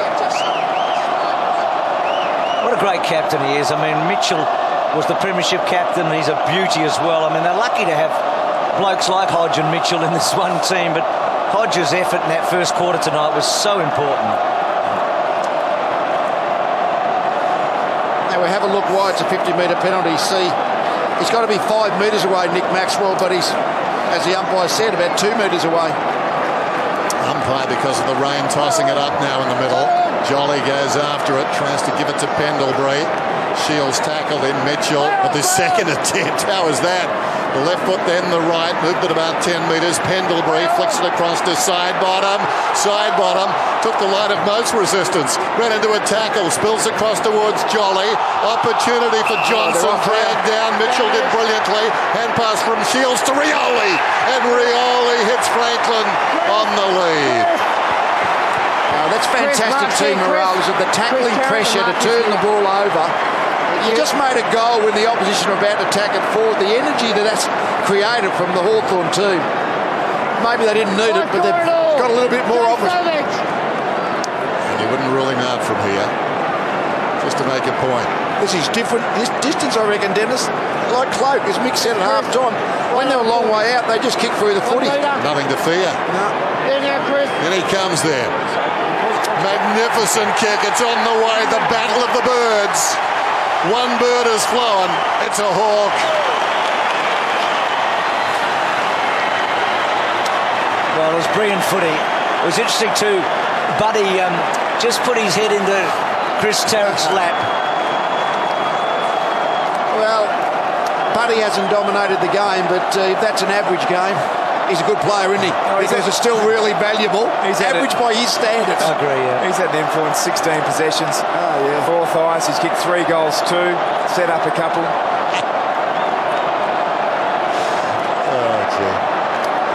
So Mick, 16 possessions, 3 goals, 2 for Franklin. Do you think he's the best player in the competition?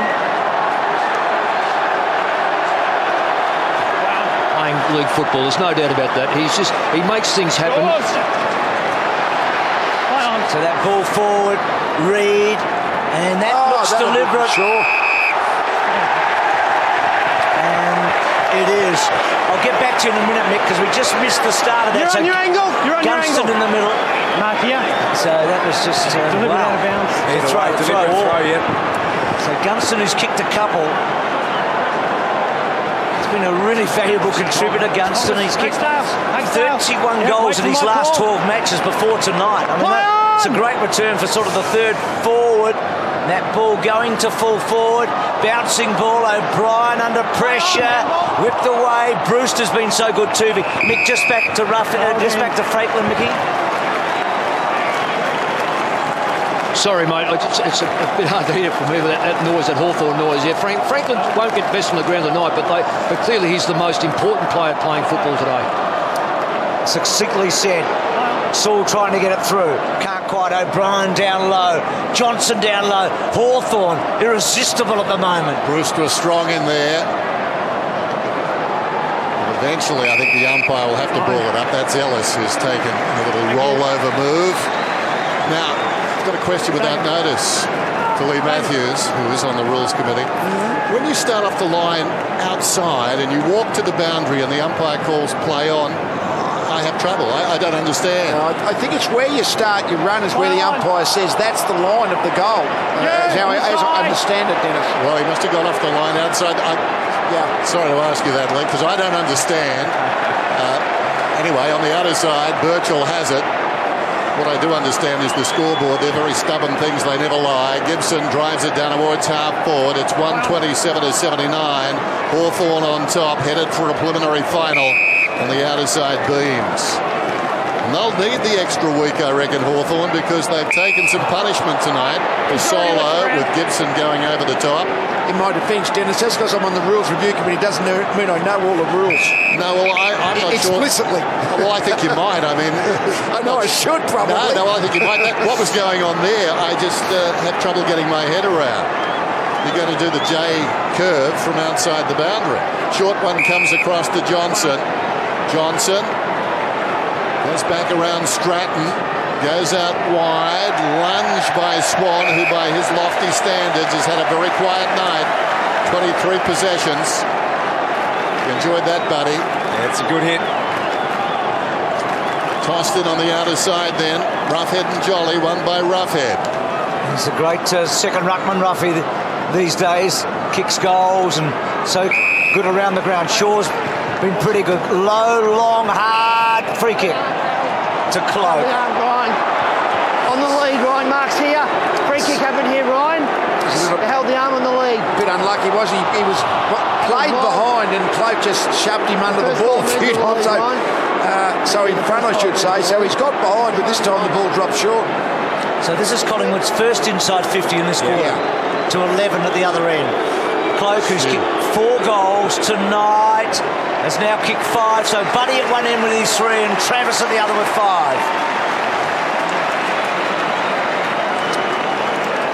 Well, he's been good. He's been terrific up forward. Schoenmakers, as we've said, has really had his problems, but Cloak is one of the outstanding players in this competition. The good news for Schoenmakers is he'll never play on Buddy Franklin. It's a good news for any Hawthorn player. You wouldn't enjoy the intra-club practice games, would you? No.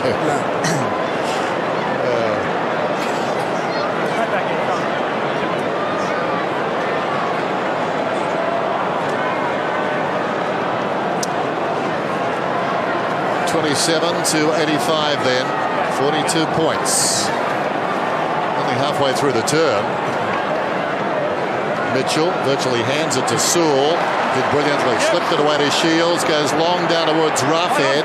Roughhead from behind. Had it knocked away. Ellis. What a fine inclusion he's been. Gave it across to Roughhead. Comes back to Ellis. Rawdon's thing. Savage. Another fine inclusion. That was clever by the Hawks. Sewell gave it across to Shields. And Shields snaps and misses. Well, they were working in a phone box there and they did very nicely. Interesting, Bruce and Shields. I mean, they're kind of what you'd call is the, I don't know, the bottom half of the team. They've been terrific tonight. Both those two high possession getters, they both do really good jobs. Absolutely. Suckling back to Mitchell, and Mitchell, beautiful looking kick forward, just couldn't hang on to it that time. Bruce, well done. Savage, and then Smith gets the ball forward. Swan cuts it off, and then Swan running hard out wide. Cloak, what a game he's played. Well done Birchall though. Schoenmakers pushing forward, Sinclair trying to hold them up. Schoenmakers well played, gets it to Shields. Shields looks up to Ellis. Premiership player Ellis. Such depth you feel in Hawthorn right now, and they're finding out tonight they've been forced to with those injuries. Just sets it up to full forward. Jolly's been manful. Roughhead, well done. Now Pendlebury swung in the tackle. Thomas quiet. Swan, side bottom. Both have had big numbers. Sinclair, who came in for pain. He kicked the goal in that opening turn. Short one finds Cracker. He's been okay. 3 goals alongside his name. For Solo, hard against the boundary. Goes along that boundary. Wellingham is getting a free kick and or a mark. Taken high as he approached that one. So Jared Wellingham. Just had to go quick there. Cloak was one out on Gibson. And now the Hawks players just get back. They set themselves up so well defensively to deny possession of the ball, and they'll just have time to do it again. Thomas to side bottom. Back to Thomas. Patting his stats back there. Comes across the ground. Swan inside the centre square. Cloak has got 5 goals. They need to move it in his direction reasonably quickly. 5 last week for Cloak. I suppose that's the best piece of news to come out of the night. They'll go on in this finals campaign. It doesn't take much to turn confidence around, and you get the feeling Travis Cloak is playing with confidence now. Terrific by Hodge. Went back hard. Blair gives it to Dawes. Dawes the high ball inside the forward 50. There he is again. Cloak almost the mark. Snaffled away. Well done there by Shields. Getting more possessions now after closing out his opponent early. That was Beams. Beams got the footy, but not as many as he used to getting. Brilliantly done by Franklin, weaving away through, tries to slap it across to Ellis. Ellis has spent force. Picked up by Thomas, goes to Pendlebury. Requiring a lot of O'Brien, who was equal to the task at least initially. In the opposite direction, Bruce, well done. Harry brought some time for Johnson. He did do it well, didn't he? It was a dangerous kick, all right, but it may pay off. Sinclair on the up. And then Sinclair with a slow, not really handsome kick out wide, and a free kick to Schoenmakers. Poor kick by Sinclair. Didn't really give Wellingham any hope at all. When you move the ball slowly, as Collingwood tend to do, your forwards have to be good because the defence gets a chance to get settled. The opposition midfielders get a chance to get back. You need a lot of marking power to make that work.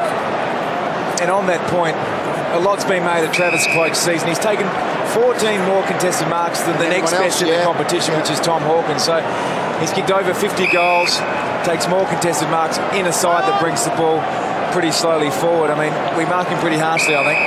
Murphy just off the interchange. 55 goals for Cloak this season, 69 last year. A couple of extra games to add on this year, you'd feel again, maybe, as he did last year. So Shaw, Thomas working hard in this last quarter, but a quiet match. Play on Didak. He's had some touches, no real impact. Well played there by Pendlebury. That was clever by Didak. Back to Dawes, hasn't been the worst. Back to O'Brien. Off a step Harry. Kicks the ball to half forward. Well, Gibson should eat this. But Cloak read it well.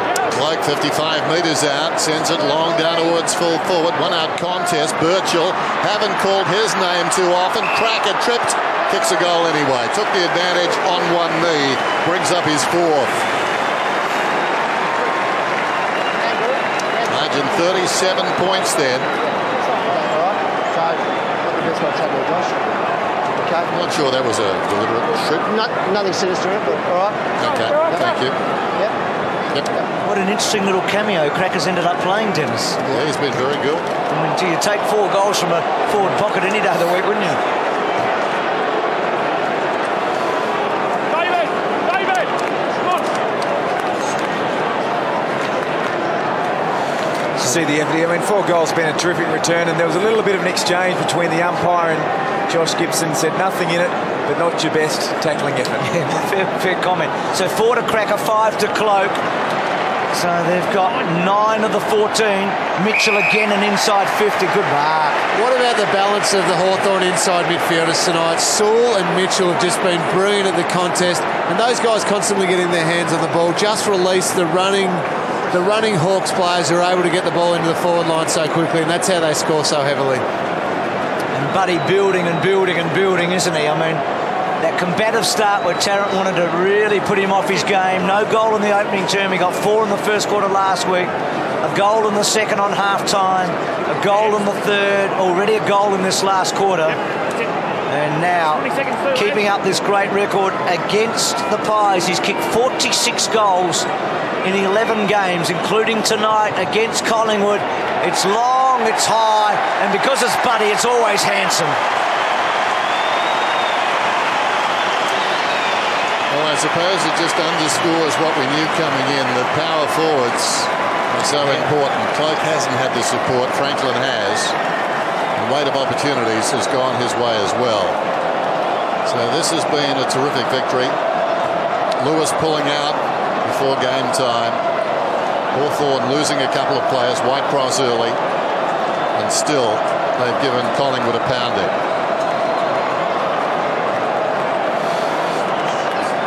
Lingy, we see the clearance work here as Sam Mitchell. You've played on the best. Who is the most important Hawthorn midfielder? Hales, I'm a huge fan of Brad Sewell, but I think it is Sam Mitchell. He's just so good around the contest, so many clearances, and then spreads away hard and sets up a lot of attacking options as well.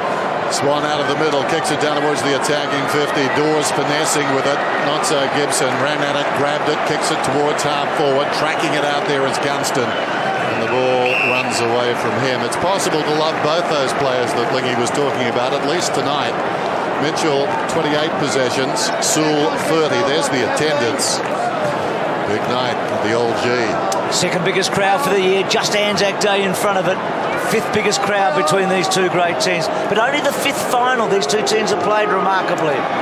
Lee played in the first 3 in the 70s, actually, and then we had to wait till last year. So Murphy down the line. Well played Suckling, cut off by Beams. And then off a step, Sinclair, and Gibson bravely in front. Cloak made him pay, and a ball in. Just thinking of these Collingwood midfielders that are all in the All-Australian squad. They've got big numbers. I'm talking about Pendlebury 28, Swan 27, Beams 24, but I just wonder whether they've had really big nights. They haven't had the forwards to go to. They've been okay in the stoppages. Hawthorn have been good, but Hawthorn has got more forwards to go to. Shaw did well to cut it off. Little give by Tuvey. Back to Shaw. Back to Didak. Didak with that neat little kick to Dawes. Dawes has been encouraging, I reckon. I mean, he's got a bit of a Bronx cheer, but big high kick to full forward. Cloak taking them all on yet again, and does it again. Does she? It's a bit unfair on Dawes. I think he's actually soldiered on pretty well tonight. He's got the Bronx cheers. And well, they've been okay. I mean, Cloak's been good, and Dawes has been very valuable. Yep, I agree. See, what about this effort?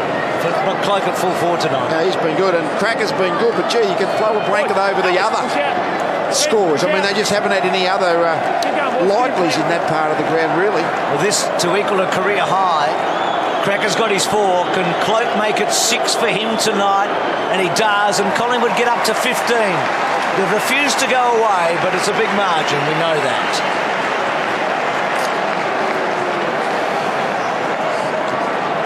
Yes, their point about the midfielders going forward and kicking goals. I mean, not as if a lot of the... I mean, Bruce got forward. He's been playing a fair bit around the middle today and kicked a couple of goals. So I guess there hasn't been a midfielders scoring night, but I think Collingwood need to top that up. I mean, they've got their 15 goals, I guess, so that's not a bad score. I guess maybe it's the other end we should be looking, the fact that the opposition have had 34 scoring shots and kicked 20 goals. So maybe it's not Collingwood's forward half, in fact, it's their back half. The Magpies set to play the winner of West Coast and North Melbourne now. That game will be in Melbourne. West Coast and North playing in Perth. It's on Sunday. Savage taken down. Hodge slips a hand pass away. Shields. The longer it's gone, the better he's got. Not having to break stride. This is Hodge. Hodge goes with the right boot. Hang on. Hodge was put down, I think, after he kicked that. No, it was further back. Off play, Dennis. Dane Swan was involved in that one. It's against him. And a free kick down the field to Buddy Franklin. Franklin immediately takes that kick and just misses. No doubting his intention. Just went for home. Spotted nobody deep on the line.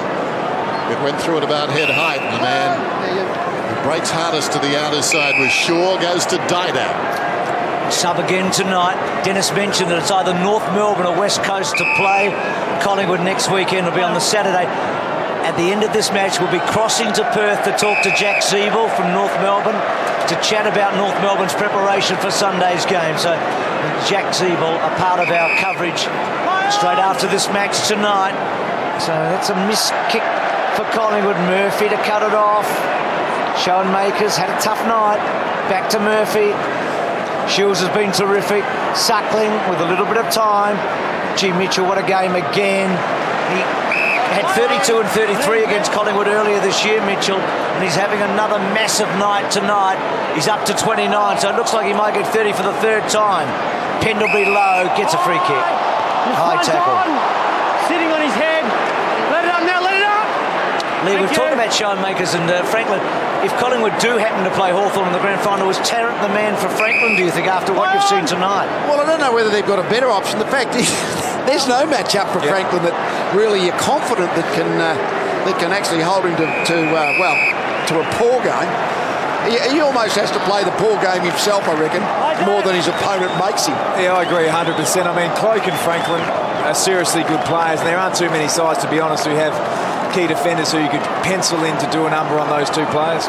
Beams to Swan, to Blair, to Pendlebury. So those big three, Beams, Swan and Pendlebury involved there. Gibson, you'd back him and out. So what about Hawthorn against Collingwood this year? 137, 138 and 135 at the moment. Yeah, big scores, big scores. And for the Hawks to beat Collingwood, you need to engage players like Maxwell and Shaw, and they've done that really well, Hawthorn, and they've slowed Collingwood's ball use, so every time it's come into their forward 50, it's come in pretty slow and pretty predictably. They're working forward again. Fuopolo straight up in the air, not 15. Turvey, awkward spot.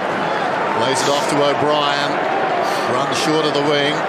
Finds for Solo on a lead. Lear is breaking for him. Thought about it. Decides against it.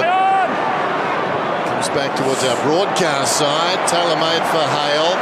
Well, he got it on the ground, flicks it across to Savage, who's been a revelation, sends it inside the forward 50. Rough head will go against him. Umpire in perfect position, advantage is paid. So Reid moves away. Thomas wants it back on this side. Reid didn't spot him. He looks towards the outer side. Dawes needs to take it cleanly, and he does. Didak, the defensive side of the wing, coming to meet the ball. Mitchell. I guess that qualifies as a kick. He hacks it out of mid-air. Blair knocked it across to Didak to Dawes. Mitchell comes again, met him solidly, affected the kick. Showen Makers out of sorts, mistimed his jump. Side bottom, gave it across towards Didak, who's watching Mitchell. Finds Beams. Beams inside the centre square. They've got the deepest men here, but Beams decides to go short. That is an absolute nothing kick. Josh Gibson was manling or guarding, I should say, Jolly and Wellingham. And he's ended up with a footy. That was a terrible decision. Were they not aware of each other, those deep Collingwood players? Because they both just hung back and did the old Maisharona. Waving the arms. I remember, Tommy, I can see you doing that as the ball goes inside the forward 50. Missed down there by Roughhead. Beams got it from Reid. Comes to O'Brien. O'Brien over the top. Here's Maxwell. Had a tough night, the skipper Maxwell. Jolly and Gibson. Reckon Reid's have been a good player tonight for Collingwood down back. He's been the best of the defenders. So Gibson and Jolly are at it here. There's been a lot of this tonight. And Hawthorn have won a very, very important match. They've got themselves into an MCG preliminary final. It's a good place to be after the first week of the finals.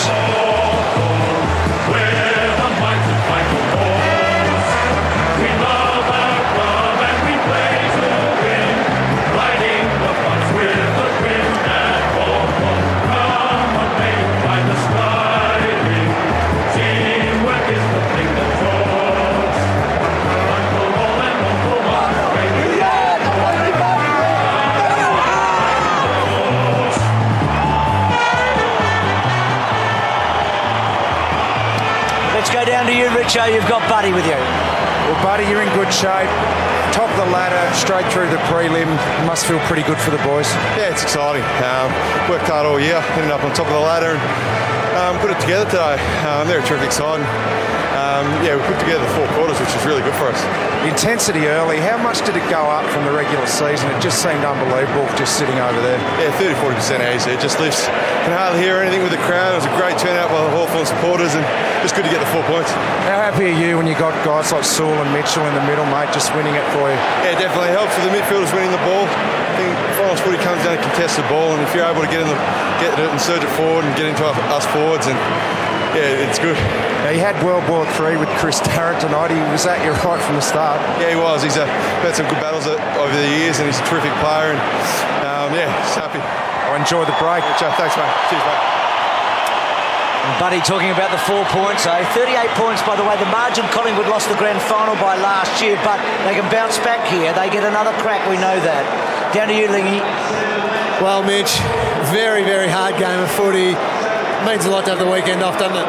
A few sore boys out of that game, and looks like probably lost Whitey for a while again, so that's 2 in 2 weeks for us. So we're going to have to find another replacement, but really good that some of the guys could come in and play a role tonight. It was just a brutal game of footy early on, lots of contest everywhere. Did you feel if you could weather that and eventually break them that you'd be able to get on top of them?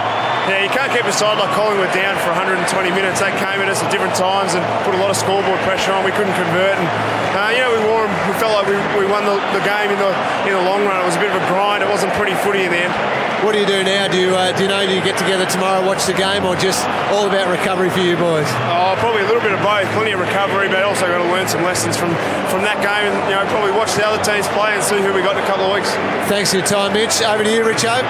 Yeah, we've got the big rough here, mate. You look like you're really enjoying this forward ruck roll.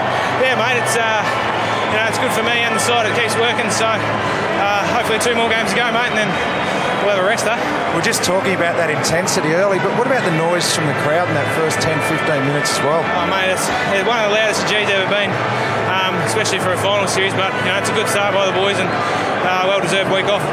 You're in good shape. You could potentially get Jordan Lewis back. Will the week off help him? Yeah, that's right. Him and Youngie probably come back, and Goo will give every chance to get him to get back hopefully as well. So, hopefully those boys come in and we get the job done again in 2 weeks' time. Well done, Ruffy. Thanks, mate. Cheers. Boys, I've got Brad Sewell over here. Well, Sewell, between you and Mitch, those clearances between you just absolutely dominated. Did you know that was going to be an important thing coming into the game to give your forwards first use? Yeah, absolutely crucial. We saw both sides tonight get that clearance and they give their forwards a really good opportunity to score, so it's really important. Centre clearance in particular is key going our way. It took a while, but eventually you're able to capitalise on those forward entries. Buddy and that finally got on top of Tarrant. Means a lot when you've got a big forward like that standing up kicking goals. Yeah, absolutely. We keep pumping in there, we lock it in. We're going to get a score sooner or later, so we've just got to keep giving the boys opportunities. And nice to put the feet up next week. Absolutely. Hopefully they go healthily the next week and really battle each other, so yeah, good feeling. Well done, mate. Thanks for your time. Yeah, terrific effort by Sully. Some interesting selections because both Savage and Ellis did really well tonight, didn't they? No, they were good. He talked about the clearances. I mean, they won. They had 11 more clearances and they had 13 more scoring shots. So, I mean, that was a critical aspect of the game, and obviously Mitchell and Sewell in there were the two that set it up. Yeah, I think that the players that have come into the side in the recent weeks with Ellis also, they've just got great efficiency with the way they use the ball. They don't seem to be rushed. That, which to me says, as a club, so much depth. They obviously train in intensity that they've got players who can come into the side and play a role straight away. And Whitecross was down in the first 10 minutes of the game. And great to see him in good spirits after the game, it's got to be said. So he'd be hurting inside, but it's a good sign for the football club. Just on Mitchell, boys, last time he got 30 disposals in a match was in round 17 against Collingwood. Against Collingwood this year, 32, 33, 31. Yeah, well, all the midfielders get plenty of the ball. Pendlebury, side bottom, and Swan have got, Beams even got the same number of ballers, well, even more so as a quartet. But it just seemed like Sewell's and Mitchell's were just so much more effective. They had a wider spread of goal kickers too, didn't they? I mean, Collingwood relied so heavily on a couple of blokes tonight. They spread it. I mean, Franklin in the end had a terrific night, but they spread it around, didn't they, Hawthorn? Yeah, they did. And I mean, it's all done without Ware obviously coming off halfback. And the other player who would have loved to have contributed tonight was Jordan Lewis as a goal kicker and a hard midfielder. So week off, they get their list back, get it healthy. They're looking in really good shape. The box seat, isn't it? The box seat, that's what they're... Yeah, couldn't be in a better position, Leo and Tom, could they? They're right where they wanted to be.